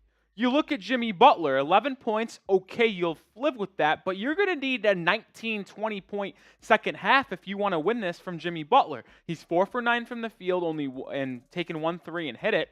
But then Bam, who I thought honestly would have had better numbers at halftime, I thought Bam played good in that first half. He obviously missed a couple layups, which are frustrating, but you just have to realize it's who he is. He'll miss the layups, unfortunately. He has 6 points. But when Gabe Vincent and Max Strus are combining for 26 and a half, and Jimmy and Bam are only combining for 17, that's concerning if you're Miami, because you need your star players to perform, and then you get help from your role players. Yeah. What the Heat have got from the first 2 games in this series, or at least game and a half, is that your role players are starring, and your star players are playing like role players, and it can't happen like that. Sure, you can argue, oh, it's great, your role players are having fantastic games, there's no way you lose, but when your star players aren't engaged and locked in scoring the basketball for you, it just is too difficult for your offense to sustain that success. Yeah. And like I just mentioned a second ago, Bam and Jimmy combining for 17 points and a half is unacceptable. They have to combine for at least 30 points a half pretty much every game. Like, if Bam and Jimmy aren't giving you 50 to 60 points a game combined, there's just no way you win this series. Yeah. I think that's just, I got to call how you see it. Point blank, they have to give you 50, 60 a game. Shout out to Bozo Does Things, John Kenneth, Nimmy, Knowledge, all in the chat right now. We've had an uptick in audience, up to 3,600 people watching live. If you haven't subscribed to our Chat Sports YouTube channel, do so, because keep in mind that the NBA draft is less than 3 weeks away. Right after that, we pivot and shift gears to NBA free agency. We'll be doing live shows, a bunch of content here, so you won't want to miss it. And when you do subscribe, hit that bell icon as well, because when we push out videos, when we do go live, you will be notified. Let's do this. We're not far off from Game 2 resuming. Who you got? H for the Heat, N for the Nuggets. We wish that you could call in and let us know, but we can give you shout-outs if you let us know right now in the comment section.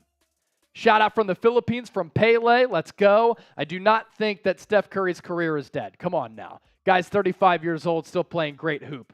Bros Retro Bowling. You don't have to keep spamming it. Terrence, Nuggets.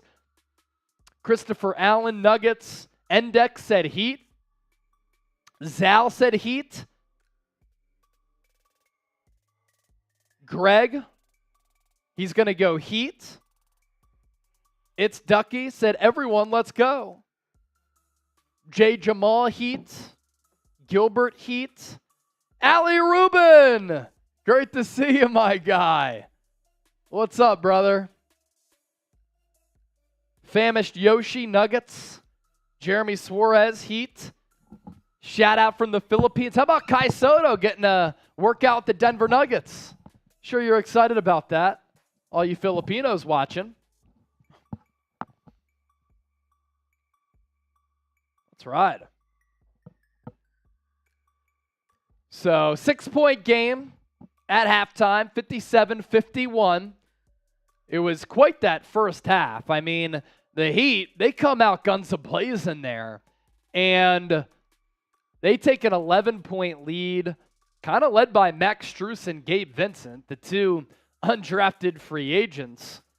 Bam was solid. Jimmy Butler didn't really get going until that second quarter, and they were playing good defense. Kevin Love got the start ahead of Caleb Martin, who has an illness. And Kevin Love able to make a couple of impactful plays early. Heat were looking good. But then, as every team has found out so far in the playoffs thus far, especially at home, where the Nuggets have not lost in the Mile High City at Ball Arena in Denver, they got smacked with an offensive wave from the Nuggets. And they go up by 15. So that right there was a massive swing, a 24-point swing. And then the Heat are able to battle back. So look, these two teams are here for a reason. They're both mentally very strong, and we've seen that so far in this game. Now, before we do return to action, we probably are 3-4 minutes away, maybe sooner. I want to ask if you guys could subscribe to our newly launched Heat Report channel. We already have 1,178 subscribers. We're looking to continue to grow that to 22 away from the shot? 22 away from taking a tequila shot. When we hit 1,200, I just grabbed it when I was off screen for a second there. I know there's a lot of Heat fans in the Chat Sports main channel. If you do want to subscribe, we'll be live for the rest of the series, and we'll have you guys updated with the latest Miami Heat news, rumors, trade rumors, everything this entire NBA offseason. And it sneaks up on you quick because, listen, if this series were to go to 7 games, Chase, 4 days after Game 7 is the NBA draft. And then 8 days after the NBA draft is when NBA free agency opens. So everything comes pretty quickly in this offseason. So make sure you are subscribed and stay informed on the Miami Heat. Or if you just like good basketball talk, we're a good channel for you. Let's see if we get to 1,200 by this game. I'll take a shot tequila. All right, here we go. The resumption of play has taken place. Denver will now move left to right offensively. Great pass from Jokic to Michael Porter Jr. He was open for a 3. He can't convert, though. Heat rebound as they move right to left offensively. Adebayo up top to Jimmy Butler. Butler, jab step right, drives left, hands off to Vincent. Vincent 3, cash! Gabe Vincent continuing to increase his bank account. He has 15 after he had 19 in Game 1. 57-54. Nuggets lead trimmed to 3. Kentavious Caldwell-Pope. Alley-oop to Aaron Gordon. He hammers it down. KCP had drove baseline, and waiting around the rim in that dunker spot was Gordon. We know he has bunnies. Legendary dunk contest performance several years ago. Butler, cross-court pass to Strus. He'll now drive. Great pass to Adebayo. Wraparound layup on the reverse. Just like the first quarter, Heat offense coming out looking good out of the break. See if they can sustain it, though. KCP. Loop pass to Jokic. Jokic trying to back down Adebayo. He's giving him fits tonight. Fakes right. Goes left. Then he hits that little turnaround. That's what makes Jokic so special. Bam played excellent defense there. It just didn't matter. Vincent, bounce pass to K-Love. K-Love 3, bottoms. How about this pace so far? This is almost exactly like the first quarter in this game. Yeah. The Heat come out can't missing from 3 and really the field to start this half. Leading scorers for Miami, Vincent with 15, Strus with 14. Jokic, handoff to Murray, up top to Jokic. Jokic, 3-ball, got it! This start is frenetic.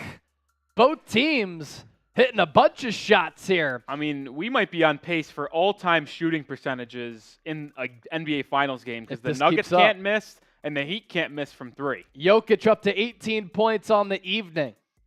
Butler to the elbow spot. Drives baseline. Nice pass. Wide open. Vincent 3. Good! What is going on? Timeout Denver. No one can miss. Has there been a missed shot this half? No. Oh, Michael Porter Jr. Yeah, sorry. The first possession. The first possession of the half was a missed shot, and then since then, no one has missed. Gabe Vincent has made a couple threes. Kevin Love has made a 3. Bam with a layup. This is incredible. Jokic with the 3. How about it? 64-62. You're watching NBA Now live here, Chat Sports, Miami Heat Report as well. Don't forget to subscribe to the show. Once we get to 1,000 likes here on the stream, I get to take another sip. So if you're having fun, hit that thumbs up icon, like the video. Who you got game 2? H for the Heat, N for the Nuggets. We have Nadifo going Nuggets, John Borelli, Heat, Banana, Heat, Brian, Nuggets, Swallowland, Pause, going Nuggets, Demunio, Heat Nation, Banana Splat, Heat, Mason, Nuggets. It's about 50-50, as is our live poll. Who you got for game 2? 51% Miami, 49% Denver. You know what, Chase? Let's actually restart this poll. I like it. Now that we are half into this game. So that was most of our pregame poll. Now let's find out where people are sitting following one half of play and I guess 2 minutes in the third quarter. Who you got in game 2? A pivotal game. Because if the Heat win this one, you are got to be feeling pretty good if you're a Heat fan. Going back home, tied at 1 against the best home team in the association. But if you're a Nuggets fan and you win this game, you're feeling very good that you're able to handle business at home against a Heat team that has always stolen one on the road throughout these playoffs. Who you got? Keep on typing H or N in the chat and vote in our live poll that just got pinned on our chat. We got Banana Splat saying Heat, Brian Coleman saying Nuggets, Wilson D saying Heat all day, Scott Shaver saying Nuggets, Ish the King saying Heat. I love it. Cypher saying Nuggets. Unknown saying Nuggets. Matthew Bass saying Nuggets. John Borelli and Beef saying Heat. Eric Gomez saying Nuggets. Steely saying Heat. It's split in the comment section. And on our newly live poll, 54% say the Heat are going to take game 2 and even this series at 1. Beef says, Nick, who I got? You said Heat. Or did I see that and you put an N? Maybe I missaw, but I thought you said an H. Laura Miller saying Nuggets. Pedro Rodriguez saying Heat. Way to get that chat rolling. Vitor, hello from Brazil. Hello. Hello. And on the Heat report, we had Izzy B saying Heat. C-Note saying Heat. GR Crushing Stuff saying Heat. Jonathan Bosco. Daniel Rodriguez. Riley Shea. Lava the Goat says Nuggets are in 4. Izzy B says Heat in 7. Izzy, that's what I predicted. MJ's son is about to take off. I hope so, because he's been a no-show so far. Kiami 305, Heat up. I love that. I love those 2 emojis. Heat up, baby. Heat up. Yeah, how underwhelming has Jimmy Butler been the first 2 games? Very disappointing, but you know who hasn't been disappointing? Gabe Vincent. 19 points in game 1 on 50% shooting. 18 points so far in game 2 on 6 of 8 shooting. He can't miss. I actually think it's now 7 of 9 shooting. 64-62. Denver holding a 2-point lead. Jokic going to take another 3. He's taking a lot of 3s tonight. Kevin Love, basically a 3-quarter court pass to Bam Adebayo, who's fouled. And I'll tell you what, it is unbelievable how good the Kevin Love is at the outlet pass. Yeah. J-Boy checking in. What's up? J-Boy. Foul in transition. Refs are contemplating something. I don't know what it would be. I don't think they could call a take foul on this. Bam Adebayo makes me laugh. I tell you what, he looked at Kevin Love. They had eye contact. Bam shakes his head and says no. What does Kevin Love do? F it. I'm throwing it anyway. It really is the touch that he has. It's like unbelievable. This is an all-time clip. I mean, Bam looked at Kevin Love, shook his head and said no, and then Kevin Love, like I just said, did not care and threw it down there anyway. Borelli's saying clear path. It isn't interesting because Bam did catch it. He was ahead of Nikola Jokic. He kind of had to jump up for it, though, right? I am. What's Steve Javy Let's see saying? what Javy. What did I call him that one Steve time? Hobby. Steve Hobby. Oh, man. That's good stuff. A lot of people watching from the Philippines. If you're typing P, that means that you're from the Philippines. So type those P's if you're watching from the Philippines. Jake, first stream. So glad you're here with us. It's Ducky is in New York. New York. Concrete dreams. I won't go into my singing voice. Y'all don't want to hear that. Y'all don't want to hear that. Reviewing it right now.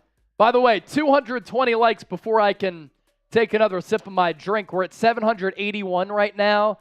There are a lot of people who haven't liked the video. And I'll say why this. wouldn't you like the video?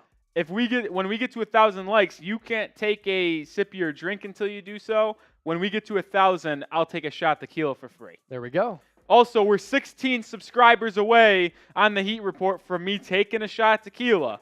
So if you want to see a free shot tequila, hit that sub button. I'll throw it in both chats once again because I know that there are a lot of Heat fans watching on our main chat sports stream.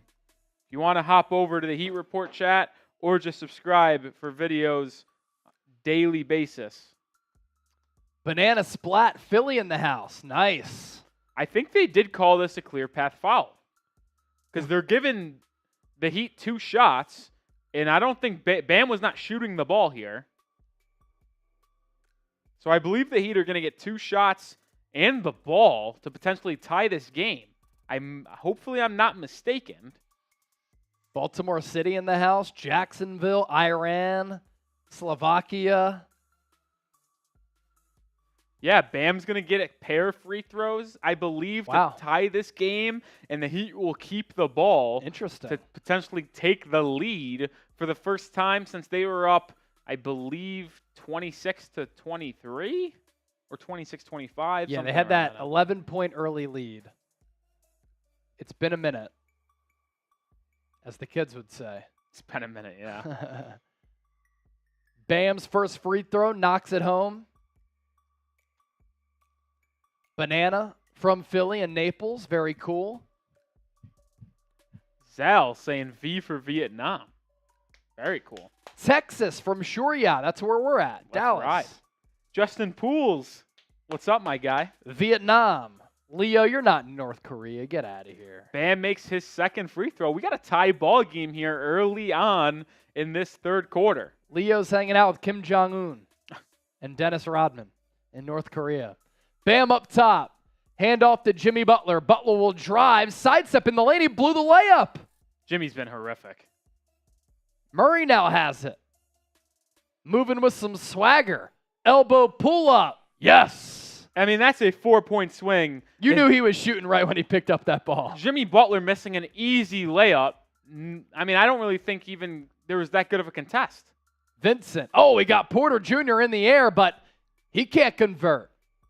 It's a savvy move by him, but was short on the 15-footer. Murray looking for a shot again. Spins off Vincent into the lane. What a pass to Gordon, but he lost it.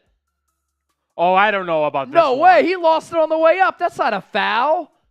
I got to see a replay here. Not to mention the official that called it was the farthest away. Oh, he got fouled. Gabe Vincent reached in. Okay, I was looking at Strus. Okay, yeah. I was looking at Strus, but Vincent was on the floor amongst the trees there. I put a pin in this one, Chase. Jimmy Butler missed layup that would have given the Heat a 66-64 lead. Let's see what happens here because Nuggets look like they could be poised to go on another run here. All sparked by a Jimmy Butler missed layup that would have given the Heat the lead. Now Aaron Gordon misses that free throw. So it remains at a 2-point game. He can make it 3 if he knocks down this one. He's a bad free throw shooter, and it shows Misses the there. back end and the front end. So you could put a pin in that one, too. Ball don't lie. Couple moments there that could impact this game. Adebayo, top of the key. Hand off to Strus. Strus back to Adebayo, and he finishes up top. What a great finish there from Bam. That's that pick and roll offense the Heat can run on Jokic the entire time. And Jokic, as good as he is, he's just too slow to guard a quick Bam Adebayo. Yeah, he is. And ball nearly stolen away. Is it a kick on Bam? Yeah. Look at this. Easy pick and roll. Jokic hedges to... Jokic is dusted. Yeah, Jokic hedges to make sure Max Strus can't get a wide open three. And because of that, Bam slips inside. Easy bounce pass. And it just makes a Heat basket. Easy offense. Dude, Bam's development from Kentucky has been something, man. Yeah, he was so raw coming out of college. Jokic 3. He's fouled by Bam. Spoelstra could foul this. Bam is irate, saying doesn't even come close to fouling him. Let's see what the Heat do. Because he already has a couple fouls. Oh, no. There is no contact. No contact at all. And the Heat aren't going to challenge it, which I don't get why. It's tough because if it's a close game late and you don't have a challenge if you lose it. But is there any contact? No. That is a joke. There is no contact. Bam gets whistled for, I think, what is his third foul. Let's see. I'll check on that. Gives the Nuggets a potential 3-point lead if he's able to connect on foul the for third and Bam. final free throw. Yeah. I mean, that is just an abysmal call that could have major ripple effects on this game when it comes to Bam's foul trouble, and not to mention it gives the Nuggets a 3-point lead, which they did not deserve because it was an air ball and it would have been Miami basketball. Yeah. Nuggets, disappointing, man. 69-66, holding the advantage. Bam and Vincent, little two-man game, but foul away from the play on Strus. It's a foul on Denver. Foul on Denver. Strus is on the deck. He got hit in the face, at least appears.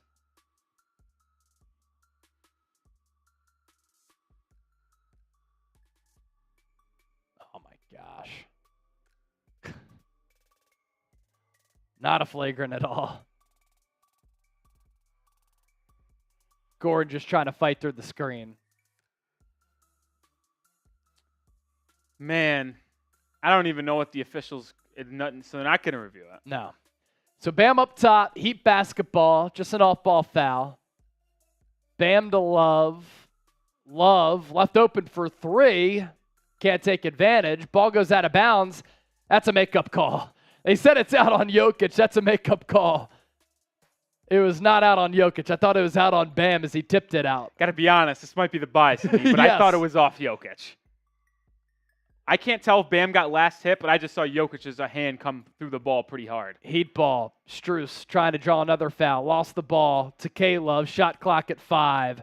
Strus now has it way downtown. No good. Love tried to tip in. That's off the mark as well. Michael Porter Jr., KCP, thought about a three. He'll pull it down. Goes to Murray now. Murray guarded by Butler. When he's been stuck by Butler, Butler's played good defense. Murray to Jokic. Jokic lost it. Butler picks up the loose change. Can he finish in traffic? Swipe play by Kentavious Caldwell-Pope. That is great defensive pursuit by KCP there to stop Butler from laying it up in transition. Hustle play.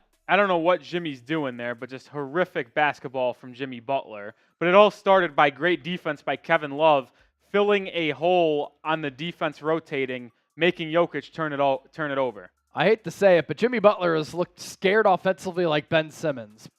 Adebayo, baseline jumper. No good. Michael Porter Jr., guarded by Bam. To Murray. Into the corner now. Tries to fake it. Wrap around past KCP. Step back three. Michael Porter Jr. Not a high efficiency shot there. What is Jokic complaining about now? And he get the ball after it trickles out of bounds. Out on Jokic. Team's starting to come back to their average here with the shooting. Rough offense the past couple minutes from both teams. 6.5 to play here in this third. K-Love, three-pointer, short. Aaron Gordon with the board. Gordon to Jokic. Jokic to Michael Porter Jr. in the corner. Great defense by K-Love. Shot clock at 5. Jokic to Porter. Floater. Good. Broken possession there for Denver. They exhausted all 24 seconds pretty much. Still able to get the deuce. 71-66. Just past the halfway mark of this third. Butler from the free throw line. Back iron. Jimmy Butler has been awful. There's no other way to say it. He's been bad. Yeah, he's been bad. Both games, too. Jokic looking to pass out of the high post. Somehow gets it to Michael Porter Jr., who goes back to Jokic. He'll back down Adebayo. Good defense on the help side from Max Strus, and Jokic is jumping up and down, wondering, how is it out on me? But it is. You could tell he's getting frustrated by the Miami defense. Yeah, Miami defense, Bam Adebayo and Kevin Love giving Jokic some fits. He's starting to get frustrated. Ball was fought for, and isn't really clear who it's off, but it will be Miami basketball, I believe, coming out of this timeout.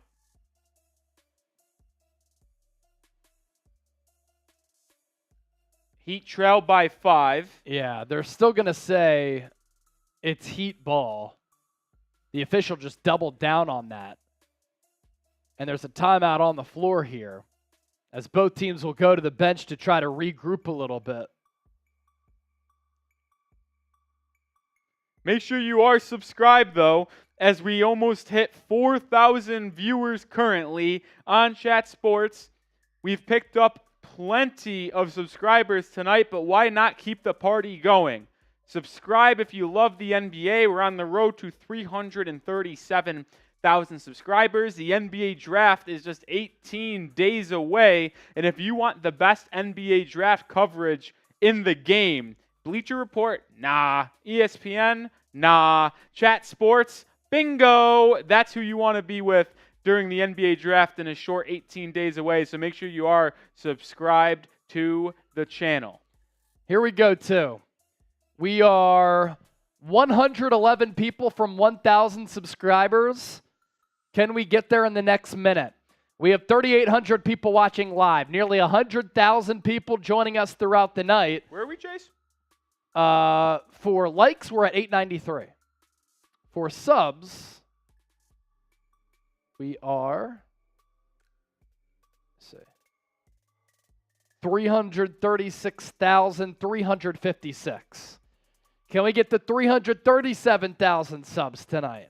Izzy B saying, I feel like Nick may want to punch a wall. The way Jimmy Butler is playing basketball right now makes me want to punch some things. You are correct, Izzy B. Juan B, are you saying Caleb Love? No, I'm saying K-Love. Kevin Love. Caleb Love. Arizona guard nowadays. Josh Griffiths. Bro, shut up about subscribers. Jesus Christ. Talk ball, I'm begging you. Well, Josh, here's the thing. There's a commercial break, so we can't talk ball right now during the commercial break. So what we're going to do when there is a break in action, we are going to push subscribers, because that allows us to continue to give content for free to everybody. And if you don't like it, you don't have to watch. How about that, Josh? Did you wake up on the wrong side of the bed, my guy? It's okay. We can take 10 seconds to tell people to subscribe to the show. It's okay, my guy. Justin Ralph, good to see you again. Jack Lopez, you too in the chat. That's a funny comment, Liberal.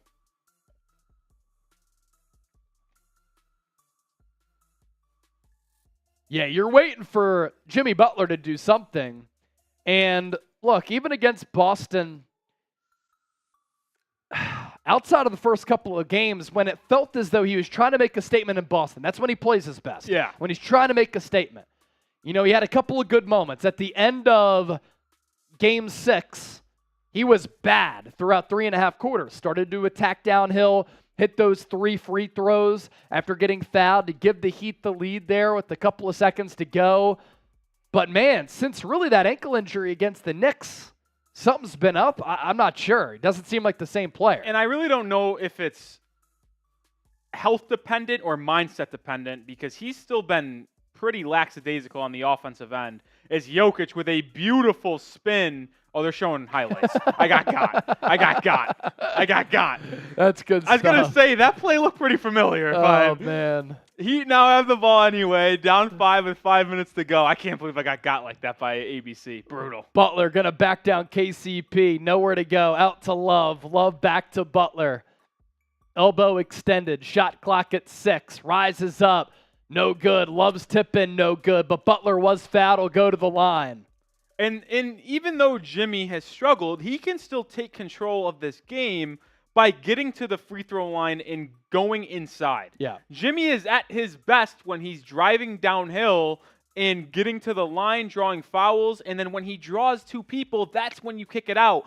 I've seen too often Jimmy Butler drive in, gets to the free throw line, and kicks out to a 3-point shooter. Well, Jimmy, you drove with no purpose. You were driving, and everybody in the arena knew you were going to pass it when you got to your spot. Yeah. You need to be a threat to score to open up your teammates, and right now Jimmy is just not a threat to score. Butler did make the first and makes the second free throw, cut the lead back down to 3, but I think Jimmy needs to drive to the basket with a purpose to score, and then when you get that going, that's when you can start kicking it out to your open teammates. Zal said, who wins the chip next year as Butler goes 2 of 2? We'll get to that in a second. Nuggets turn it over on the other end. Gabe Vincent, he'll tally the steal. Then he gets his pocket picked by Bruce Brown. He'll drive on Adebayo. Adebayo blocks him. Nuggets get it back somehow. Loose ball. Jokic picks it up. Spins off Vincent into the lane. Got it. What a play. Heat. They matriculate down the floor very quickly. Adebayo hands it off to Butler. Now he'll slow it up to Love. Back to Butler. Shot clock 13. Butler.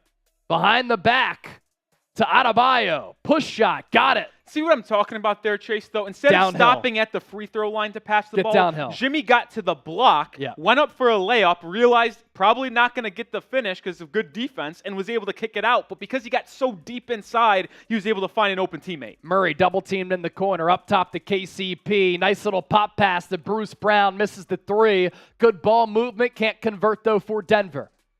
I mean, Bruce Brown's been terrific this series, but career-wise, you're going to live with a Bruce Brown 3. Yeah. Adebayo. Fake the handoff to Vincent. Now he looks for him. Can't find him. To his left to Butler. Shot clock at 3. Butler triple. Rattles out. Heat really could have used it. Would have tied the game up at 73 apiece. Instead, we're not knotted. Nuggets up by 3. Murray to Jokic. Can't finish. Battle for the loose ball.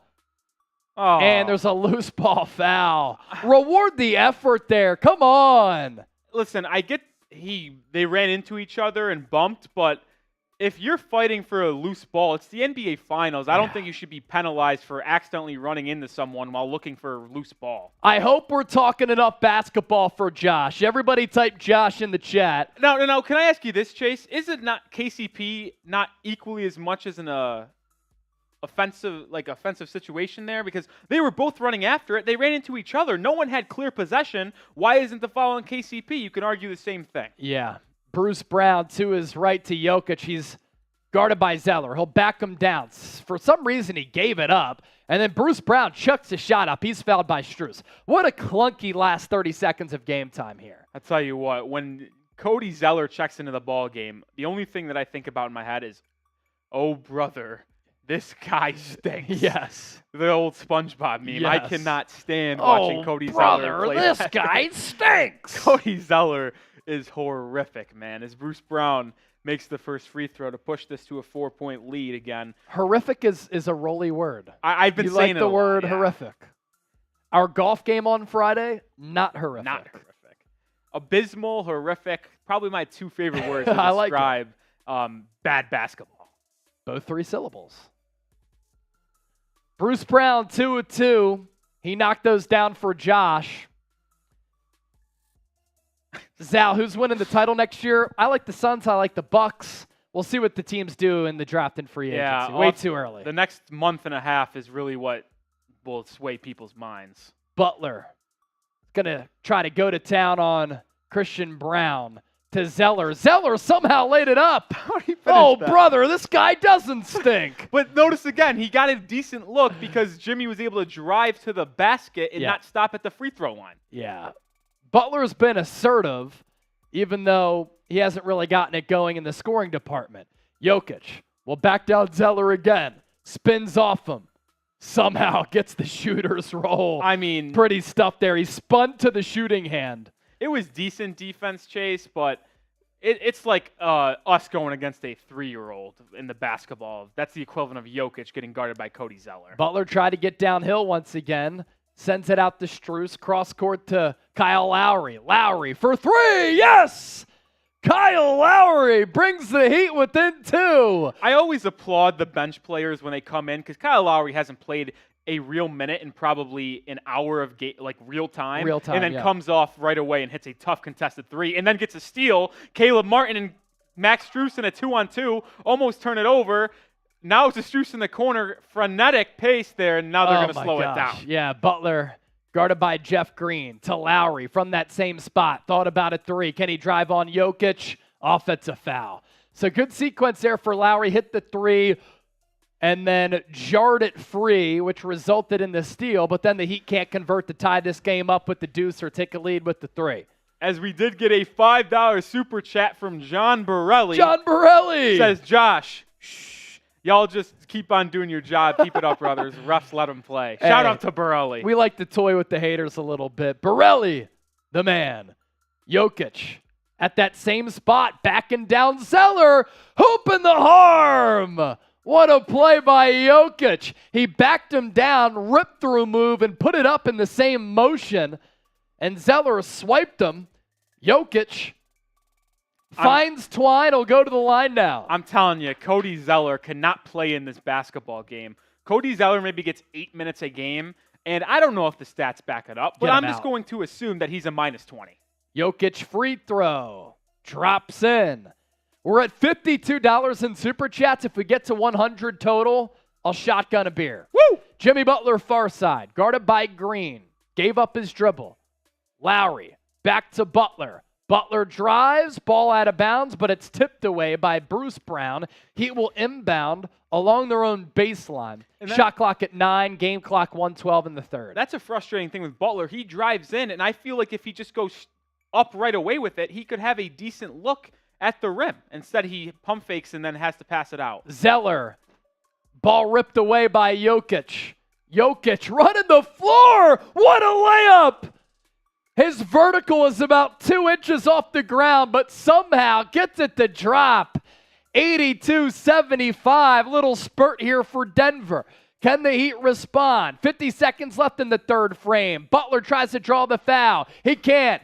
Jokic rips it away from Zeller, then Zeller fouls him out of frustration. I think Cody Zeller is the worst basketball player in the league. And if I'm going to be quite frank, I'm starting to get riled up a little bit by this game. If Erik Spoelstra continues to play Cody Zeller, he should be checked into a mental hospital. M. Slattery with the $1.50 super chat. Thank you so much for that. Yeah, Jokic is just going at Zeller, both on the offensive end and the defensive end. Where's the tequila? We're 3 likes away from the tequila.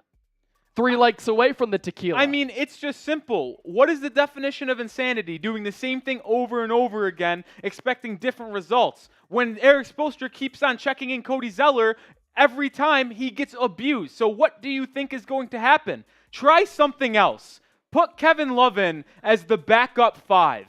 I just don't think you can continue to go with Cody Zeller because he is bad defensively, he's bad offensively, and he's not even that much of a rebounding factor in this game.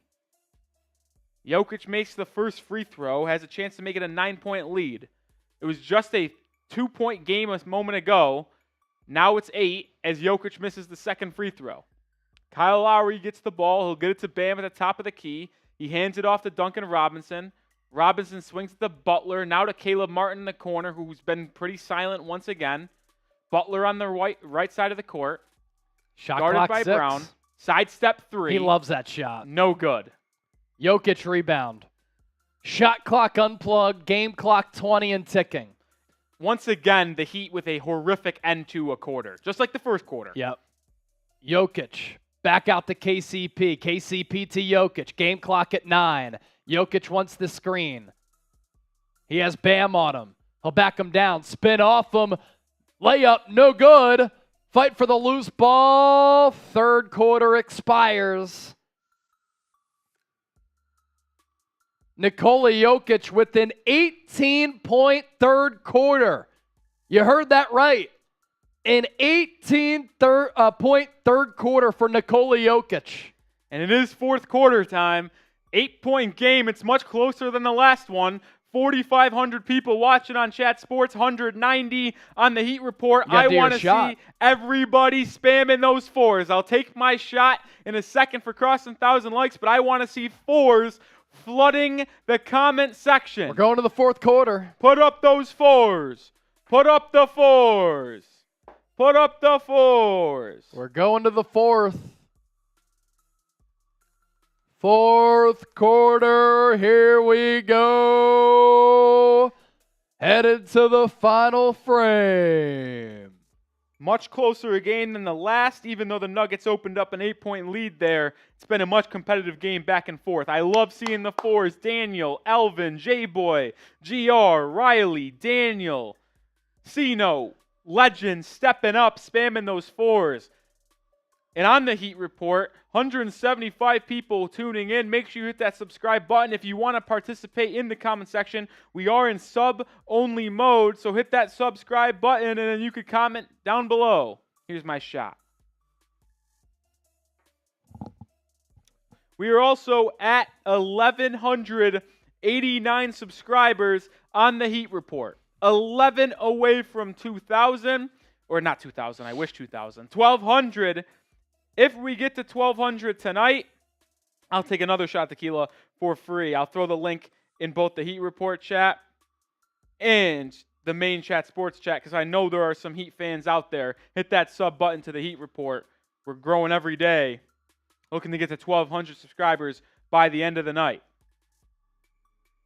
Izzy B says, Chase, my super chat button is gone. Well, here's the reason, Izzy B.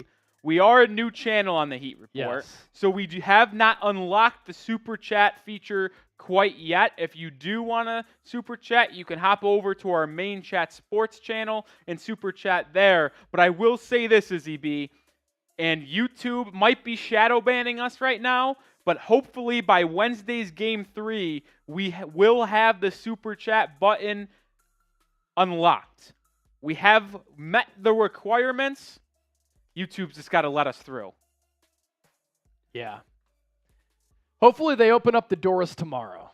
That would be ideal. I'm hoping tomorrow is the day we get let in through the YouTube doors. But we have a couple super chats to catch up on. Let's go. M. Slattery sent in another 5. Nice little super sticker. Thanks, M. Slattery. And then Papa Cam 1030 says, best basketball YouTube channel, loving this. Yeah, Thank Papa you. Cam. Let's go, Papa Fires Cam. me up. Papa Cam. Papa Cam. Papa Cam. Papa Cam. Thank you so much. Yeah, Izzy B, if you want to send in a super chat, come over to our main Chat Sports YouTube channel, and you can support the show over there. We're $40 away from 100. If we get to 100, I'm shotgunning a beer.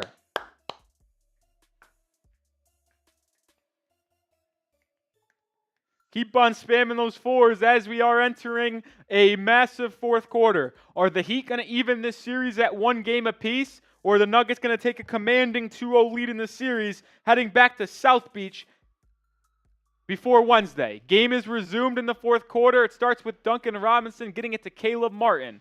Back to Duncan, swung to Gabe on the right side. Gabe drives in, sidesteps, kicks it out to Lowry, swung to Duncan Robinson, pump fake, sidestep 3, good. Duncan Robinson with his first bucket of the game, and it starts off a hot, maybe start for him in this fourth quarter. Yeah, that's a big shot there for the Heat. Good pump fake, dribble to his left, quick trigger, bang, bang. Aaron Gordon to Jeff Green in the lane. Good defense from Lowry, but Lowry fouls him. Yeah, I think Lowry reached in there unnecessarily. But that's a good pump fake from Duncan Robinson, getting Jamal Murray in the air, sidestep 3 from the top of the key, bottoms. And just like the second quarter where the Nuggets went on a massive run, Nikola Jokic is checked out. Can the Heat win these minutes? They got blown out by the minutes when Jokic was sitting on the bench in the second quarter. Can they come back in this game when he's sitting in the fourth for probably only 3-4 minutes? Kira said it looks professional with your background. I agree. Look at us. It's because we're simulcasting on Heat, so got to get some Heat people to subscribe to the show. I just remember about a month ago when Kira was saying we needed a background for me. Well, B is trash. B is trash. So we figured it out. Was that the start of the stand-up? I think it was. Yeah. Thanks to Kira. All right. 85-78. A Heat bucket here would be monster. Gabe Vincent in the corner. And off-ball foul called on Christian Brown. And Michael Malone is trying to capture the same thing he got from Brown, and Jeff Green in that second quarter where they went small and went on an absolute run. Tamar Bowles checking in. Shout out Tamar. Cherise said, hi, Kira. Bam. Up top. To his left to Vincent. Vincent to the left to Robinson. Robinson will drive. Tough layup and the foul. Really? Delayed call there. But that's something that's underrated with Duncan Robinson. You think of him just as a shooter, which he is, but he's 6'7", 6'8", Chase. He can use his ability of his height to go in and finish at the rim. There really is no foul call there, so it's a phantom call. But the Heat will take it as Duncan looks to commit or convert the three-point play, which he doesn't. Oh, my gosh, rare miss for him. But Kyle Lowry, fighting for the rebound, is fouled, held by Jeff Green. So the Heat's bench, which got ran out of the building in second quarter, looking to fight here early in the fourth. Man, if the Heat just close quarters better, it was the case in game one. It's been the case tonight. Oh!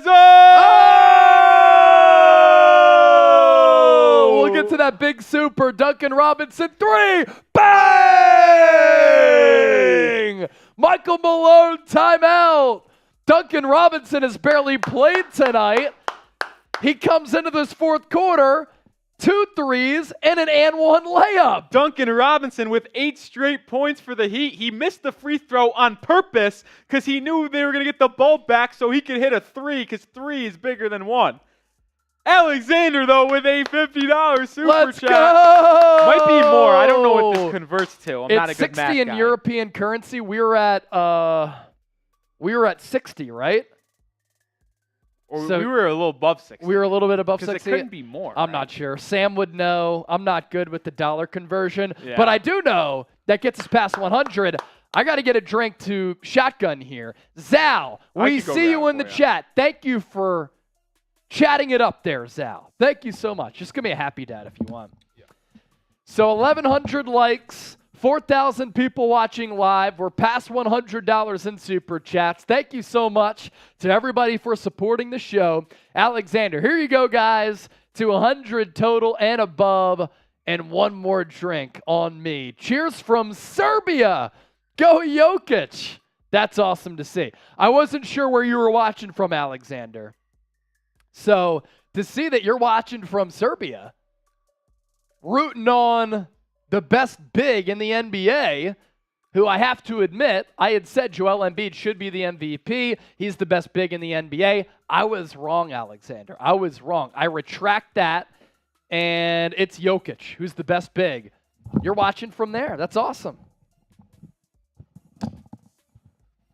What's it like up there right now from Serbia? Like, what time is it? What's the weather? I mean, I just want to know, yeah.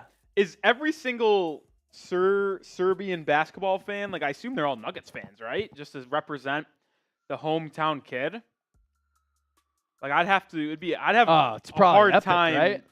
Is he he's got to be the most legendary figure ever from Serbia. I mean, he's probably who's like the biggest celebrity in the United States ever? Yeah. That's tough. In the sports world, it might be Michael Jordan. Probably is, right? Yeah. Music, Michael Jackson. Well, whatever it is. Elvis. Nikola Jokic is double that Yes, probably in Serbia. in Serbia. Tiger Woods up there, Nunya. That's a good one. Well, I know you're going to shotgun. I know it's not as much of a viewing pleasure as a shotgun, but I will take a tequila shot for that $50. I'll take 2 tequila shots for the $50 super chat. I got to show some love to Alexander. So here's the first one. Benny Green said cheering for the underdogs. Yeah, breaking action here. Saw shotgun. This is for Alexander from Serbia. Do people shotgun drinks in Serbia? I could see them partying. I mean, Jokic's brothers, they don't seem to mess around at all. Yeah, jeez. Cheers for Alexander and for everybody.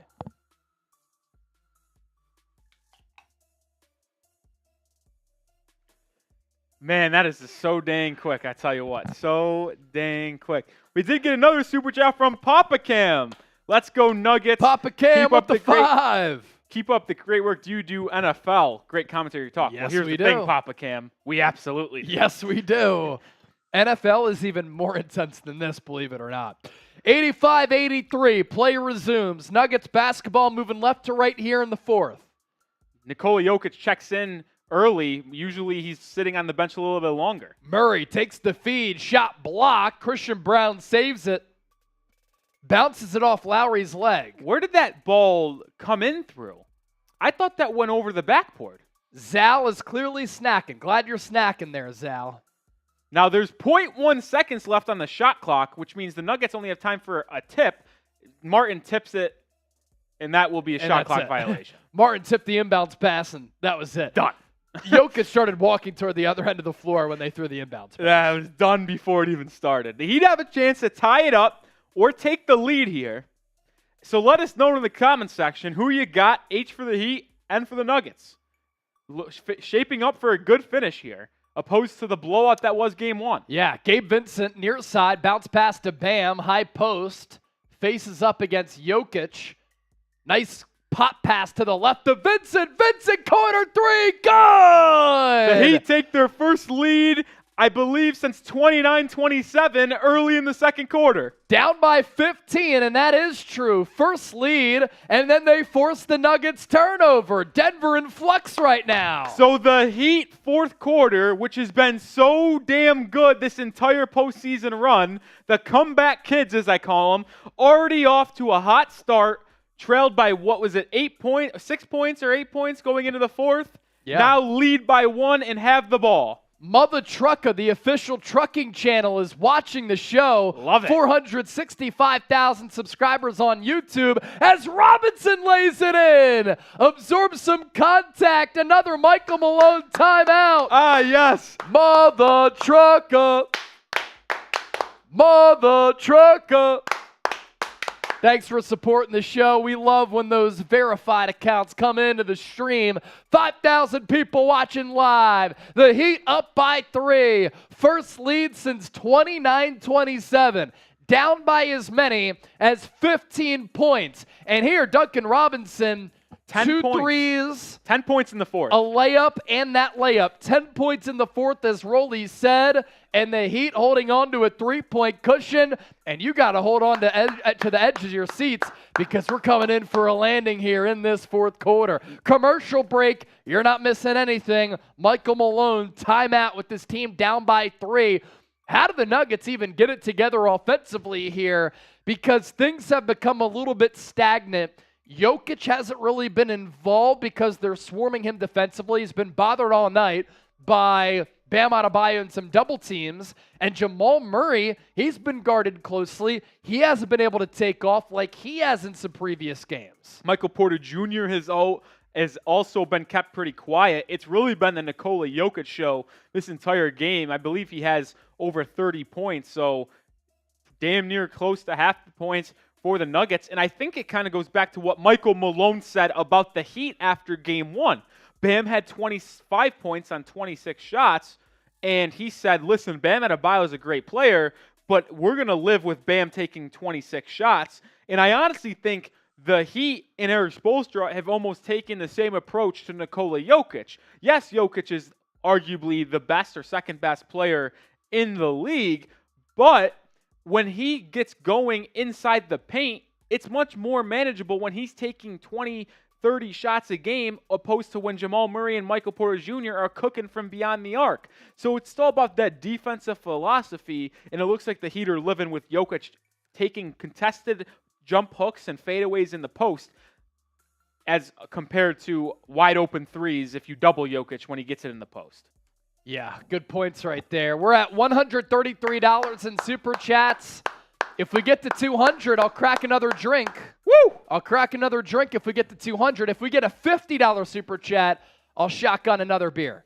Shadow's asking, did the game end? No, if you see right there, a little bit up. Zal Duncan freaking Himson. I like that. 10 minutes, just under 10 minutes remaining in this game. Zale going crazy for the Heat. Zale, are you subscribed to our Heat channel? Better be. If not, I'll be disappointed because it seems like you're a pretty big Heat fan. I threw the link in the comment section, so if you're a Heat fan or just like basketball talk from good old ball knower Nic Rohloff, hit that sub button. Tamar Bowles says, Rolly, if your boys find a way to win the NBA Finals, it's the greatest run in NBA history.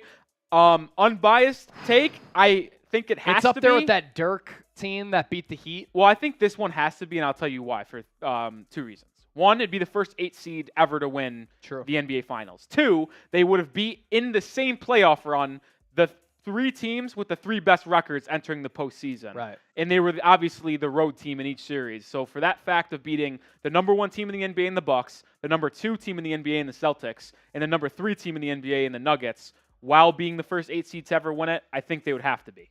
Yeah, and it would be a hell of a job by Coach Spo. Can Jimmy Butler close this game out? Let's see. Aaron Gordon hands it off to Bruce Brown. Bruce Brown to Jokic. Jokic.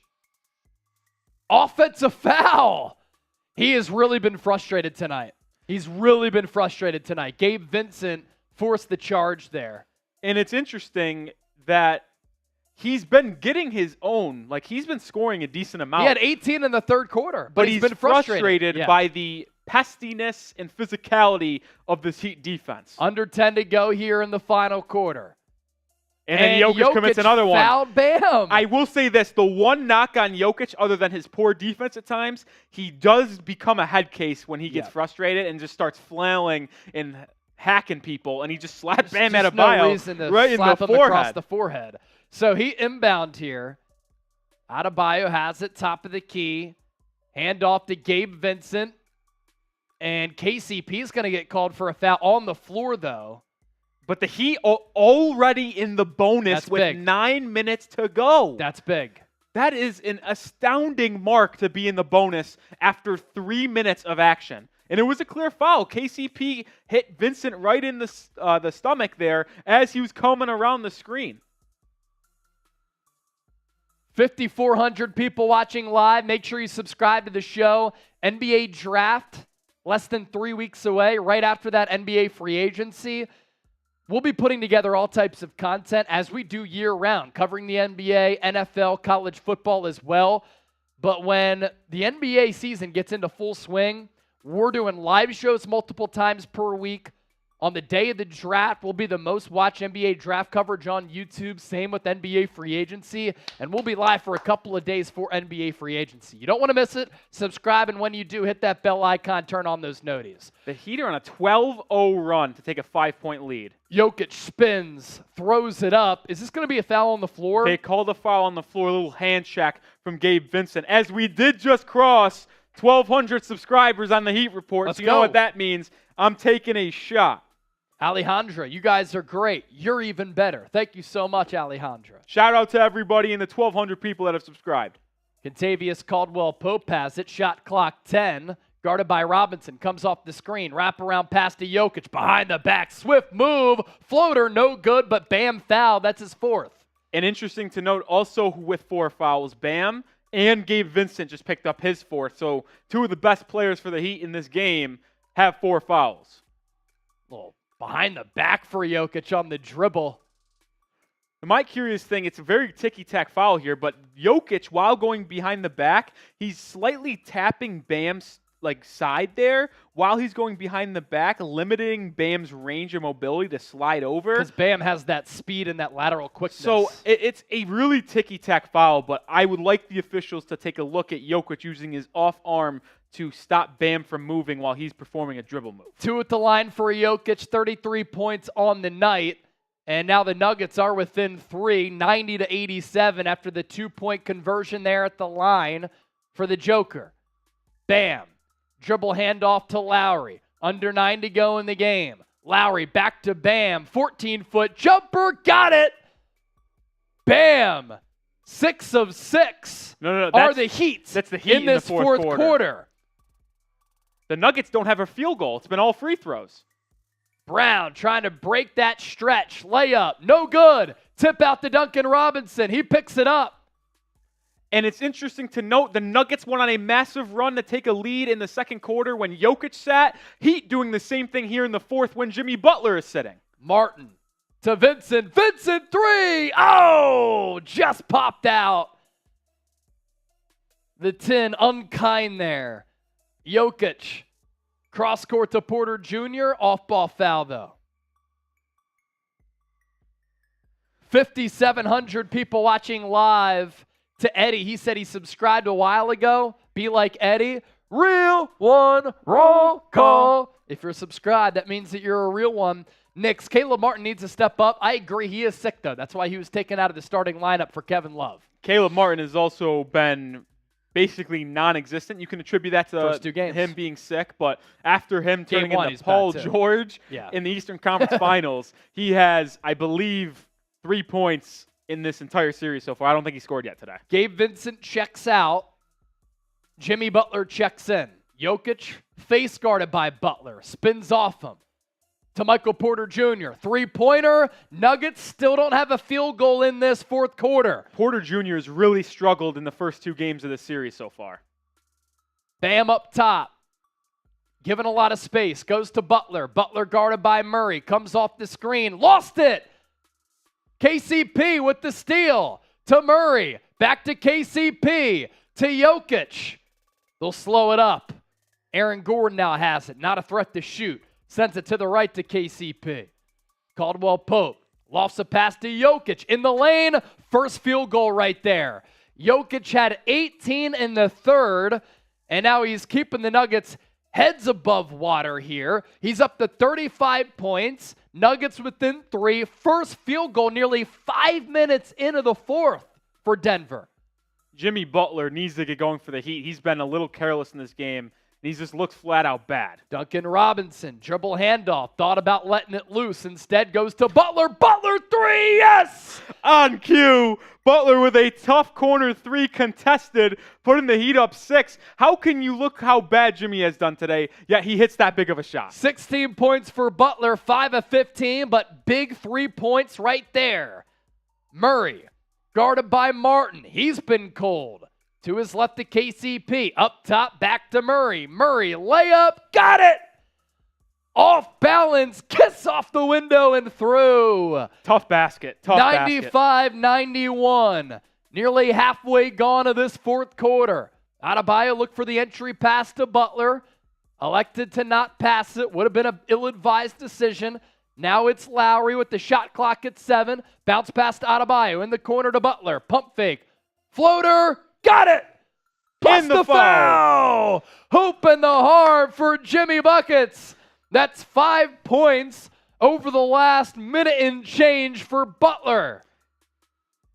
Jimmy Butler, who just made a corner 3, pump fakes on Aaron Gordon, gets by, gets the step, rises up, gets a little contact from behind. Tough bucket. Jimmy could have the last 6 points for Miami, and that's what the Heat need. They need Butler to be the one who takes them home.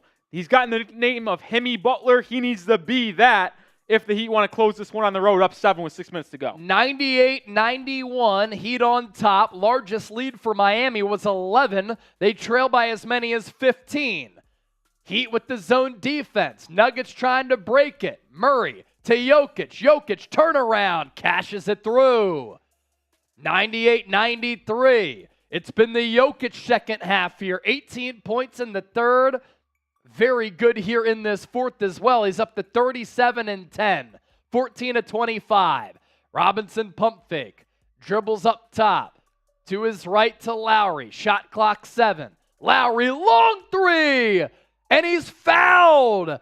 No landing spot. He's going to get 3 shots. And I think that's the right call, Chase. Kentavious Caldwell-Pope, as good as he's been for Denver this entire postseason run in this season, has made some ill-advised plays defensively. You just don't need to contest Kyle Lowry from 30 feet.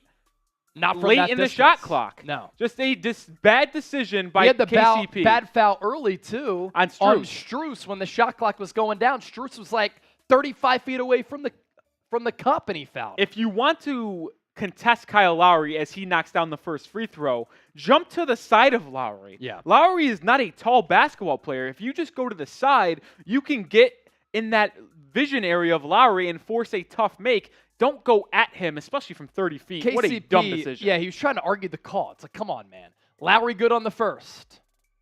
Good on the second. He'd have a chance to take an 8-point lead here on the road with 5 minutes and 30 seconds to go in this fourth quarter. This would be a massive turn of events. We're less than 400 people away from 337,000 subscribers here on Chat Sports. Subscribe if you want some great NBA content. We're going to ramp it up here with the draft and free agency coming up. 3 of 3 from the line from Lowry. 101-93. That is the score in favor of the Heat. What a big second half. And they closed the third quarter poorly. Great a massive fourth quarter. And the Nuggets turn it give it away. Nuggets give it away. I can't believe I'm saying this, Chase, but the Heat's 2-3 zone the past 2 or 3 possessions has been giving the Nuggets problems. And I expected that to be a big-time bonus for the Nuggets as they get it to Jokic and he could just dish it. I'm right on this. No player has scored a field goal in this quarter outside of Jokic, right? Correct. Bam. At the elbow. Up top to Robinson. To Lowry. Lowry guarded by KCP. Comes off the screen. Shot clock 5. 2-man game with Bam. Yams it down. Bam Adebayo with the dunk. Plus the foul. Bam Adebayo, where have you been my entire life? And that's what I'm talking about. Jokic, as good as he is too slow to defend the Heat pick and roll. Bam on the roll, gets it, gets fouled by Michael Porter Jr., but Bam says, get in the weight room, young fella. Jam it on your dome and one. Michael Porter Jr. with the foul. He swiped Bam's left arm.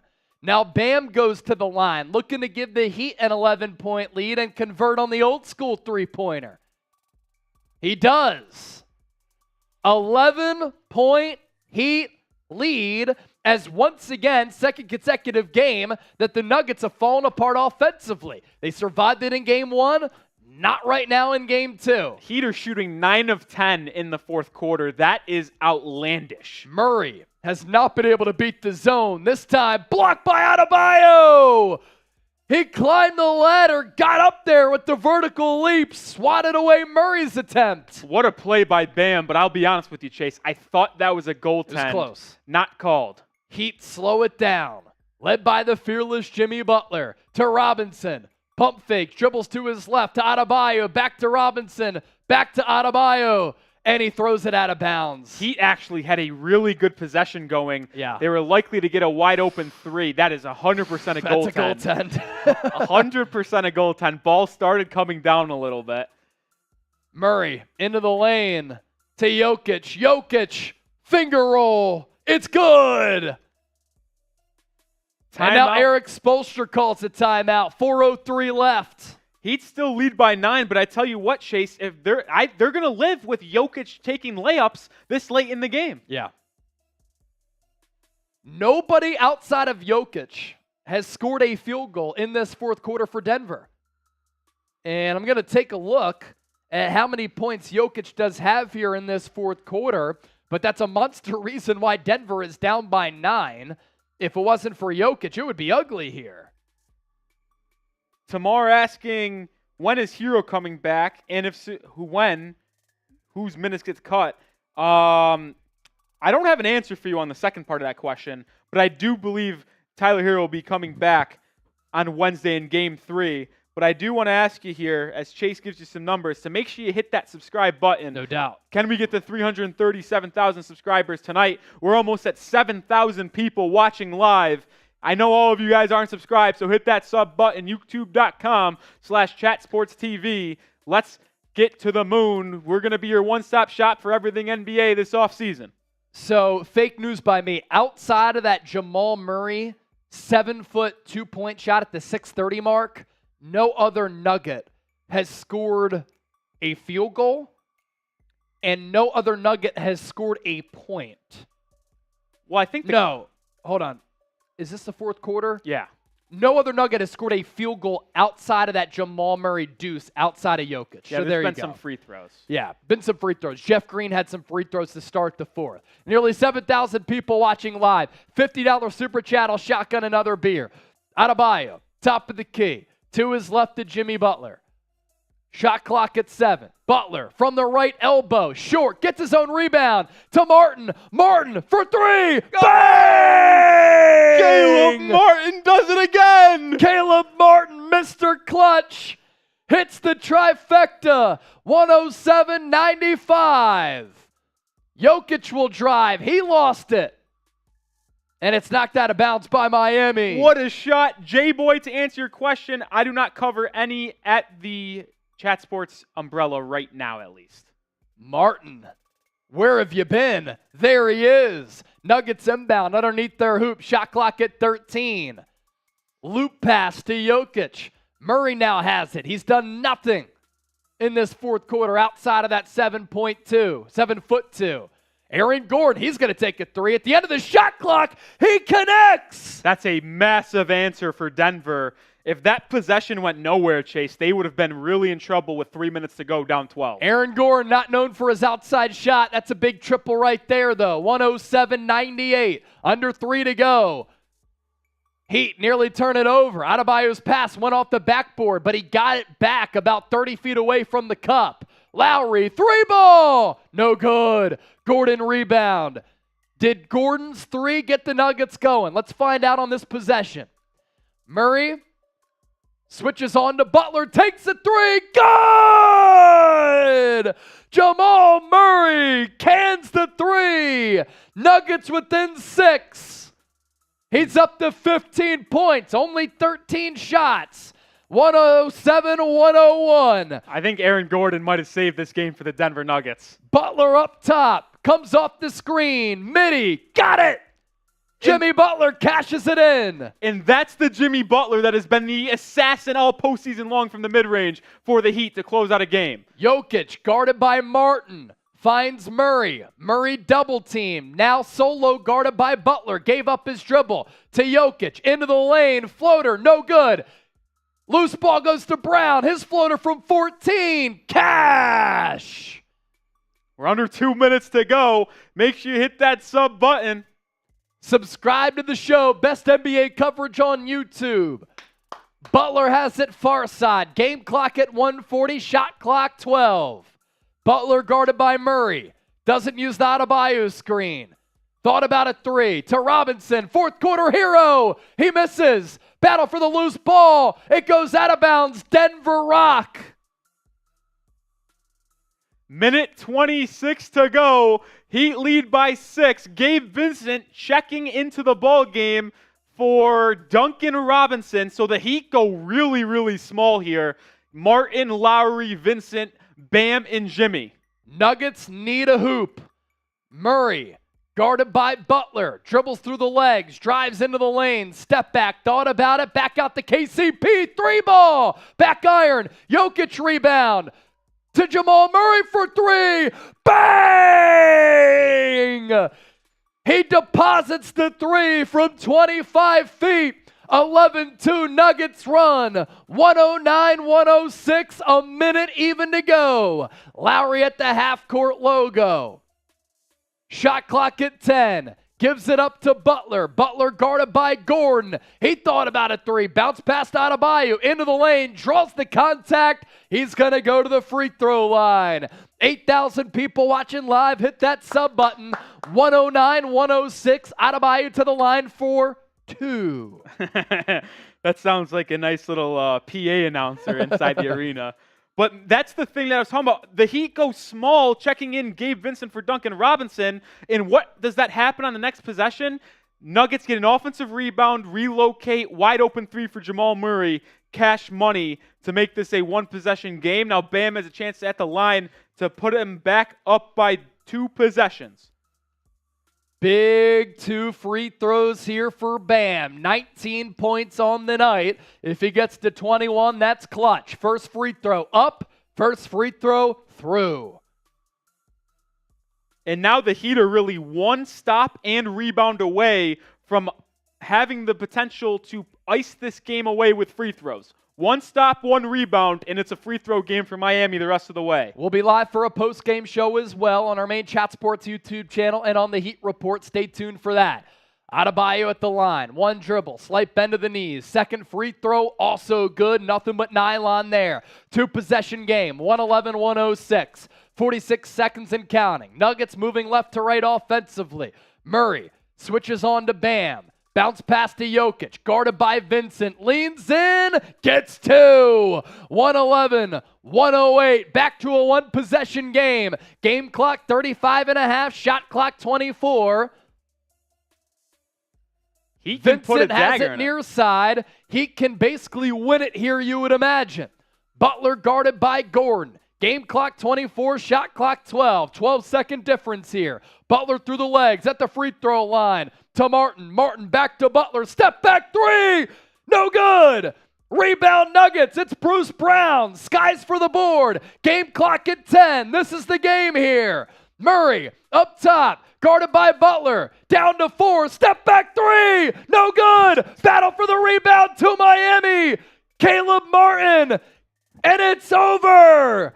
The Miami Heat come back from down 15. They steal game 2 to send the NBA Finals back to South Beach in Miami, knotted up at 1-1. Final score, Miami 111, Denver 108. What a game. Let's freaking go. Make sure you subscribe to the show. You're not getting this anywhere else. Wow. What a game that was, coming down to literally the final buzzer. Man, I'm surprised Michael Malone didn't call timeout. Jimmy Butler got a step-back 3. I thought it was in on the release. Hit front rim, no good. Jamal Murray just tried to ISO Jimmy Butler, but Jimmy Butler is a very good defender, forced a really tough shot. Front Just rim off for too. Murray. Yeah. Rebound, Caleb Martin. Big-time win for the Miami Heat. Wow. Chase, maybe you disagree with me here, and I'll get into the stats and start cooking them up after Yeah. we get this point off. But when you're down 3, I actually like calling a timeout to script up the play in that situation. Now, it's a completely different ballgame because you get the rebound and you want to quickly move down the floor so the other team can't game plan and set their defense up. But when you're down 3, you clearly need to get a win, or you need to take a 3. When you're down 2, anything goes. I would have liked a timeout there if I'm Michael Malone. No, I agree, and I know you're down by 3, but when you call the timeout, you can inbound from your side of half court. You can send it into the backcourt to Jamal Murray and allow him to get downhill. That allows him a couple of things. He can, instead of trying to take a sidestep, step-back 3 in which he's falling away, he gets his momentum going downhill. That's one where he can get into his shot from a straightaway position. 2, though, it allows you to run an action in which maybe Jokic can set that high screen or somebody else to run a pick and pop, or it just gives Murray a little bit more space to get around that screen to get a better look that is less obstructed than the good defense there from Jimmy Butler to close that game out. Yeah, and you mentioned the pick and fade. Like, if you get Jamal Murray in a pick and roll, both those guys can shoot the lights out of a ball if they get an open look. I think I would have liked to see a better action between Murray and Jokic rather than just Jamal Murray trying to ISO Jimmy Butler, one of the better wing defenders in the NBA. Like I said, I get trying to run fast and don't let the Heat set their defense up, but I think if you're Denver, you got to call a timeout there with 12 seconds left. Yeah.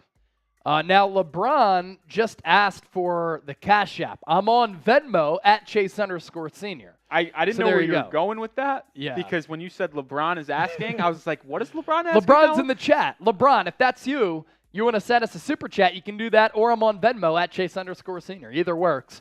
Post-game show coming up here. We've had nearly 200,000 people join us all throughout the night. 4,500 people still rocking with us. Make sure you stay with us. We're going to break this game down, and if you missed it until the final seconds, we're going to summarize everything for you. We're also less than 200 people away from 337,000 subscribers. We've been able to pick up nearly 1,000 new subs tonight, so actually probably more than that. So if you want the best NBA coverage that's informative, entertaining, insightful, just hit that subscribe button. You will not regret it. Peng, I'm new to the channel. Welcome. Hopefully you subscribed. Ready when you are, Chase. All right. Let's break this game down here. Final score, it was a thriller, man. And what a game it was. The Heat were up by 11 in that first quarter. The Nuggets stormed back. The Nuggets then take a 15-point lead. The Heat had to survive a couple of bad endings to the second and third quarters. In that third quarter, Nikola Jokic had 18 points. He was pacing Denver there in that fourth quarter, in which they did not record a field goal until 5 minutes into the final frame. Heat hold on, 111-108. It was an evenly matched basketball game. The Heat desperately needed it. In my opinion, if they went down 2-0, that would have been a tall task to come back. The Nuggets, in losing this game tonight, that is the first game that they have lost at home throughout the entire playoffs. And the Heat win despite shooting a lesser percentage from the field. But what was key here, them hitting 17 three-pointers and knocking down about 49% of those attempts as compared to 39% of the threes for the Denver Nuggets. Gabe Vincent was clutch. Max Strus was clutch. In that fourth quarter, Duncan Robinson was fantastic. There really wasn't a star player for Miami tonight. It was a very well-rounded effort in which multiple players were in double figures for the Heat. They made some critical defensive adjustments, Rolly, and I thought that they had the Nuggets bothered here.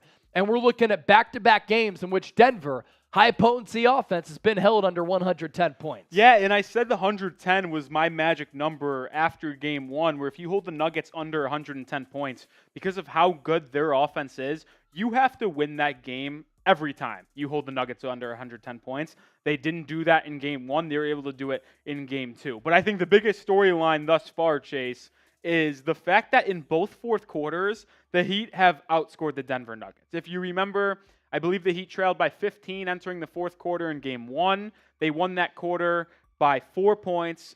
They cut it down to 9, but they were the better team in that fourth quarter. What happened in this fourth quarter? 36 points for Miami, only 25 for Denver. The Heat outscore the Nuggets by 11 points in the fourth and come back from what was an 8-point deficit entering the fourth for a win. The Heat have the most 10-point fourth quarter comebacks and never reached 10 points in that fourth quarter, but it just shows you that this Heat team is one of the better teams that when they're down, they're not out. That's not a figure of speech. It's a literal thing for the Miami Heat, where even if they trail by 8-10 points entering the fourth quarter, they're not out of it because they have players that aren't afraid to take big shots and aren't afraid of making the big shots. And I think we have to start tonight's post-game coverage by the winning team with the leading scorer for that winning team with 23 points. Yeah, it's honestly crazy to think about. Gabe Vincent here, who's an unrestricted free agent this summer, is going to get paid a lot of money for this postseason run because he's just been flat out unbelievable. 8 of 12 from the field, 4 of 6 from 3, 23 points. But I was going to go to there. Here. Wow. Talk. The Heat scored 111 points. And their leading scorer scored 23 points. Right. How often do you see a team score that many points in a basketball game and their leading scorer be 23? Well, this is how. Because Jimmy Butler with 21, Bam Adebayo with 21, Gabe Vincent with 23, Max Strus with 14, Duncan Robinson with 10. All in the all fourth. Of those coming in the fourth quarter. So that's 1, 2, 3, 4, 5 players in double figures. And you combine that with good defense, timely shots from Kyle Lowry. You had, how about Martin with that monster three, his only points of the game. He only took 3 shots. He was sick, taken out of the starting lineup. Kevin Love gave you 22 minutes in this game, got you off to a good start. Tonight was all about the team effort, Heat culture effort. I know it sounds cliche. I know it sounds corny. That's how they won this game tonight. Yeah, and you talk about a balanced effort. Jimmy Butler only had 20 points. I didn't think he was good once again. Yeah. He struggled hitting a couple mid-range shots. Now, we did have 6 straight points for the Heat. I think 8 points, actually, not straight, but 8 points in that final 5-minute stretch to where he had a big-time corner 3, an and-one pull-up jumper, and then a couple of free throws. I thought Jimmy made some plays when he needed to in the fourth quarter. I don't know what's up with him naturally, though, because he still looks a little iffy throughout the game, and maybe it's his health, maybe it's not. But once I kind of outlined here in the third quarter that Jimmy needed to attack the basket to set up his opponent or his teammates to take shots rather than drive to the free throw line, pump fake a mid-range jumper, and pass it out. But once I said that, it's almost like, obviously, he's not listening, but it was like he was listening because ever since I said that, what did he do the best? He got to the lane, couple finishes, and more importantly, was able to find his opponents for some big-time three-pointers. Gabe Vincent hit a couple massive ones. You mentioned Caleb Martin. Duncan Robinson had a massive fourth quarter. I mean, the dude had no points. I think maybe took 1 or no shots. Yeah. No, I think he took none because he took none. Yeah, all of those shots came in the fourth. Yeah, Duncan Robinson. Man, yeah, I bet it feels good to pay off that contract. He had the 2 threes, he had the and one, and then another critical layup. And look, when I say like it's corny to say Heat culture, I don't mean that Heat culture is corny. I mean to credit a win to the Heat culture to some can be corny because it's like, it's the culture, it's so boring. It's literally a thing though, and this is why. Duncan Robinson cannot barely play the entire game, and then he can come in, he can do his job, he can fulfill his role, score 10 points in the fourth quarter. Max Strus can go 0 of 9 in game 1, and then the first quarter, first half, he knocks down 4 threes, and he's able to really turn around his confidence level with that short mindset. All of those makes came in that first half, and he barely played in the second half. So it's everybody willing to do their role, which to casual basketball fans might sound corny, but it literally is a thing because that's the foundation that this team is built on. Like Bill Belichick would say, do your job. And people on this team do their job. And once again, Bam Adebayo playing really well in this game too. Yeah, Bam played fantastic. Even though it's going to be crazy to say this out loud, Nikola Jokic scored 41 points today, but I thought the Heat did a terrific job defending him, and we'll get into that more a little bit later. But Bam was great defensively. He was good offensively, and something I laid out for the Heat fans after Game 1, because everyone was disappointed, big-time loss, sucked. But what I saw in Game 1 is something the Heat can take advantage of. What has always plagued the Denver Nuggets is the fact that they can't defend at a high level at points because Jokic, as good as he is offensively, and he's probably the best offensive player in the NBA when it comes to scoring and creating for his teammates, but he's so slow on defense that an athletic big like Bam can give him problems. And what happened in this game? A lot of Bam pick and rolls. They'd run the drop coverage. They'd get it to Bam at the free throw line. He'd either finish with a dunk or pull up for a nice little mid-range jumper or kick it out because someone had to rotate. And even though he only had 4 assists, I'd love to know how many hockey assists he had tonight from kicking out to a corner. Nuggets rotate again. It swung one more time for an open 3. The Nuggets have some soul-searching to do on the defensive end. The Nuggets offense, I still think they've gotten some decent looks. They turned the ball over in some big-time issues. But I think the Nuggets defense is what really is going to have to change because if the Heat can just keep on spamming these pick and rolls with Lowry, Jimmy, Gabe Vincent, and Bam Adebayo, where it's going to basically create a decent look every time, they're just going to keep on doing it. So the Nuggets have to find an answer for that play in specific. Yeah, and Bam's defense against Jokic, I understand that Jokic went off tonight, but Jokic was very frustrated by some of Bam's pesty play. pesky play, and then also just the double teams that were swarming him, you could tell that Jokic became a little bit unhinged with some of the fouls that he committed in this game and some of the turnovers as well. And we'll get to Jokic, of course, because he deserves his flowers. So too does Kevin Love. Look, he played 21 minutes, couple outlet passes early, got the Heat in transition, 6 points, 10 rebounds. Really what his impact was will not show on the stat sheet. It's defensively him just giving the Heat some height and size down low. And I think it was his impact in the first quarter. Even though the Heat, they jumped out to an 11-point lead, blew it, and were trailing for the rest of the game until that fourth quarter, Kevin Love's impact in the first quarter was unmatched. I mean, what killed the Heat in game one to start off the game was the Nuggets' ability to get switches and have Gabe Vincent, Max Strus, and Caleb Martin, who started at the time, matched up with Aaron Gordon inside, and Gordon had 12 first-quarter points in game one. Now, did he have that today? No, because Kevin Love was able to put a body on him and say, Aaron Gordon, the only way you're scoring in this basketball game is if you hit jumpers or we double Nikola Jokic and you get a backdoor layup, because you're not getting switched on to a smaller guy, so you can do a drop-step layup like he did 4 or 5 times in that first quarter of game one. Yeah. So I thought Kevin Love, even though the stat sheet won't say he was that good because of a poor shooting percentage and only 6 points, but the 10 rebounds and I can't believe I'm going to say this, the defensive intensity he brought in the first and third quarters to start both the game and the second half was unmatched. He was legitimately pretty good on the defensive end of the floor. And it's crazy to say that out loud. Yeah, some people are asking for the quarter-by-quarter scoring breakdown. We have you covered because that's what we do. Miami won the first quarter 26-23. Denver won the second quarter 34-25. Denver won the third quarter 26-24, but they closed it really strong. And then the Heat outscoring Denver by 11 in the fourth quarter, 36-25. The Heat's defense, awesome as we said and alluded to a little while ago. The Nuggets did not record a field goal in the fourth quarter until about the 7-minute mark. They went nearly 5 minutes without a field goal in that fourth quarter. That's despite Nikola Jokic pacing Denver in that fourth quarter. He had 41 points for the night, took 28 shots, 11 rebounds. He had 18 points in that third quarter. And I know that some of y'all are like, wait, Chase, you just said that Nikola Jokic was bothered by the peskiness of this Heat defense. He was. If you watch the game, you could tell that he was a little bit bothered. That's a credit to how great the Joker is.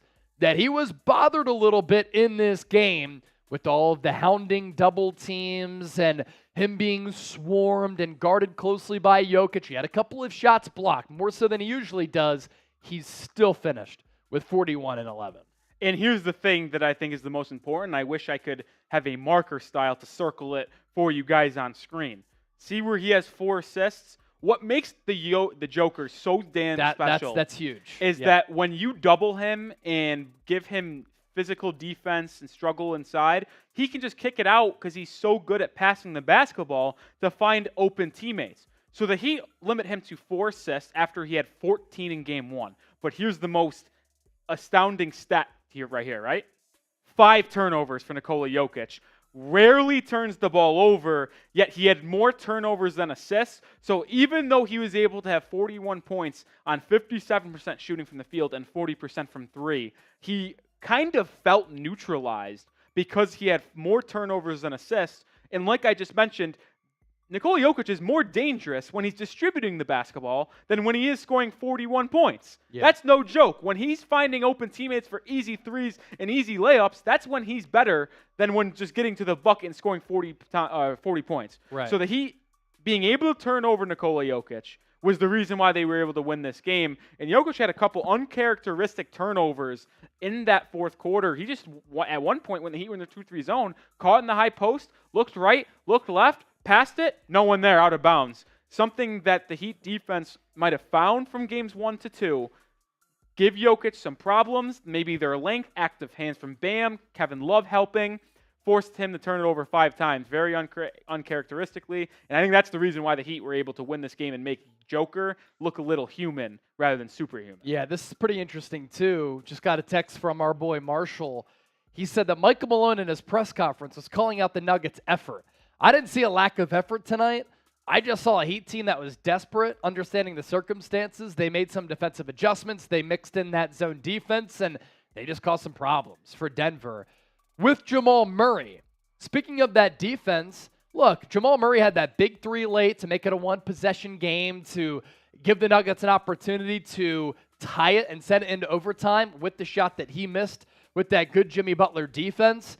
18 and 10, but he only took 15 shots. He only took 15 shots because the zone from Miami didn't allow him to really get that many shots up. And Jimmy Butler's defense, I know he was bad offensively. Jimmy Butler's defense was very, very good. Yeah, and like I mentioned, if you were with us just after the game ended, I thought Michael Malone wasted an opportunity to call a timeout with 12 seconds to go when Jimmy Butler missed a step-back three and they got the rebound. Instead, he rolled the dice and allowed Jamal Murray to try to get an isolation bucket guarded by Butler, and Jimmy just played terrific defense and forced him to miss the shot. But Murray, even though the numbers don't suggest he had a good game, I thought Murray played really good because in that first half, he wasn't forcing anything, Chase. He was dishing it, finding it off to someone just for an easy layup or dunk. My mind keeps on going back to the 3-on-3 fast break in the second quarter when he had a great trail pass to Christian Brown for a slam dunk. Yeah.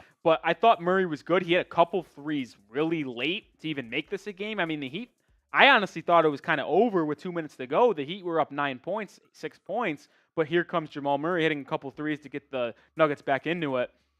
But I think the most telling thing is even though Jokic had a good game, through 2 games, the Nuggets' third best player has been horrible. Michael Porter Jr. was 2 for 8 from 3. I believe he was actually 2 for 11 from 3 in game 1. 1 for 6 today, 2 for 8 from the field, only 5 points. And I've always said that Michael Porter Jr. is the X factor for the Nuggets. And it's hard to call him a X factor type player because he does make so much money for the Nuggets. But when Michael Porter Jr. is knocking down his shots, this team is impossible to defend because you got Jokic and Jamal Murray, and then if you double one of them, if they're cooking, you got Michael Porter Jr. not missing from 3. But when Michael Porter Jr. can't hit water falling out of a boat, it really allows the opposing defense to focus on some other things. And I think the reason he has struggled, I mean, not the reason, but the way he's struggled through these first 2 games is the reason why the Nuggets are scoring 104 points and 108 rather than the normal 115, 116 they score on a daily basis. Yeah. Michael Porter Jr. needs to be better. You didn't get many contributions from Bruce Brown. And you can have Jokic scoring the 40-piece, but Jamal Murray, with only those 15 shots, I really do think an underrated element of this game is the fact that the Heat's zone defense and the mixes of their scheme only allowed Jokic to have 4 dimes. Like, that's what gets the Nuggets offense going. And when you couple that with the fact that that zone defense had the Nuggets offense bothered, where Murray couldn't get good looks, that's why he only had 15 points. You only have Porter going 2 of 8. Bruce Brown basically didn't do much at all.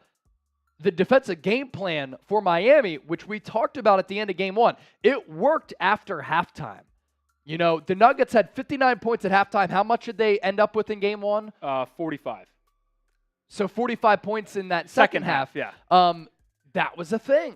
And they used a lot of that and carried it over into game 2. And I thought it really worked once again.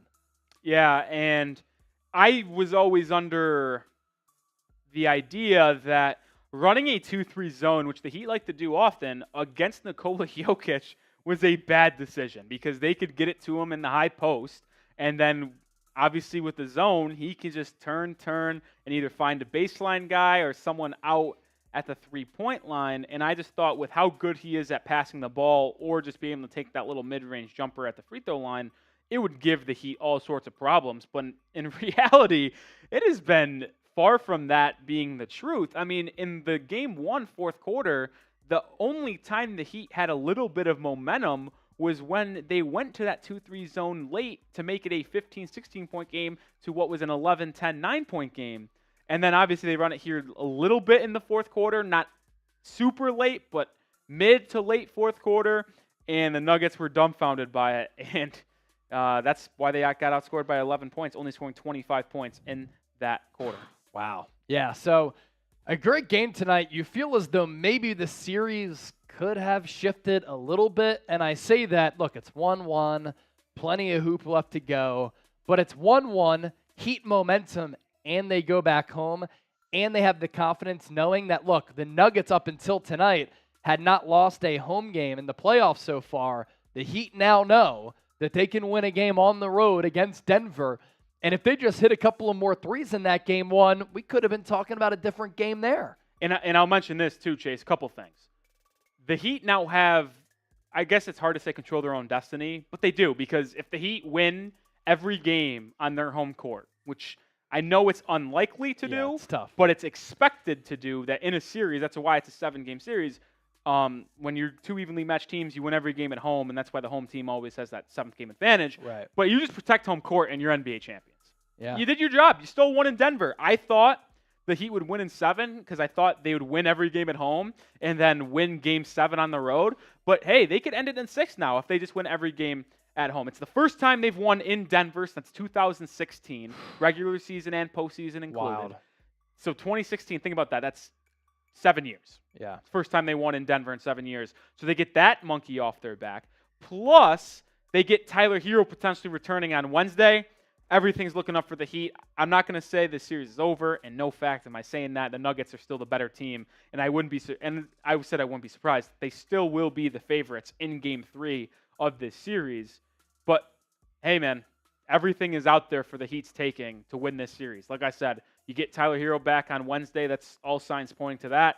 And you just win all 3 games at the Kaseya Center, and you're hanging a banner with confetti falling down on your head in Game 6. I can picture it now. Just do your job at home, man. Do your job at home. And if that's the case, I know it's 1-1, right? We said that. But, like, if that's the case and the Heat win this series, you know, they would have embarked on and will have embarked on one of the best and most improbable runs for any NBA champion ever. They had, among 30 teams in the NBA, the least efficient offense. They scored the least amount of points on an average game. Yeah, the lowest rated offense among all 30 teams in the NBA. And we're talking about teams like the Orlando Magic, the Houston Rockets, the Detroit Pistons, Charlotte Hornets. The Spurs. Name all the lottery teams. Bad teams. And the Heat were worse than all of them in offensive efficiency. And now they are 3 wins away from winning an NBA championship.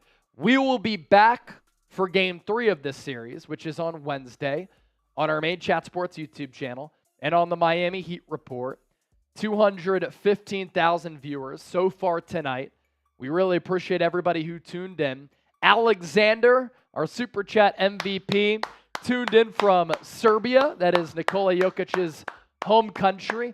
$133 in Super Chats. Absolutely awesome to see, and we hope to see all of you back here Wednesday night. Chat Sports, Heat Report for Game 3. Series locked up 1-1. Going to be epic. Don't forget to subscribe to the show. Have a great night, and we'll catch you then. Peace.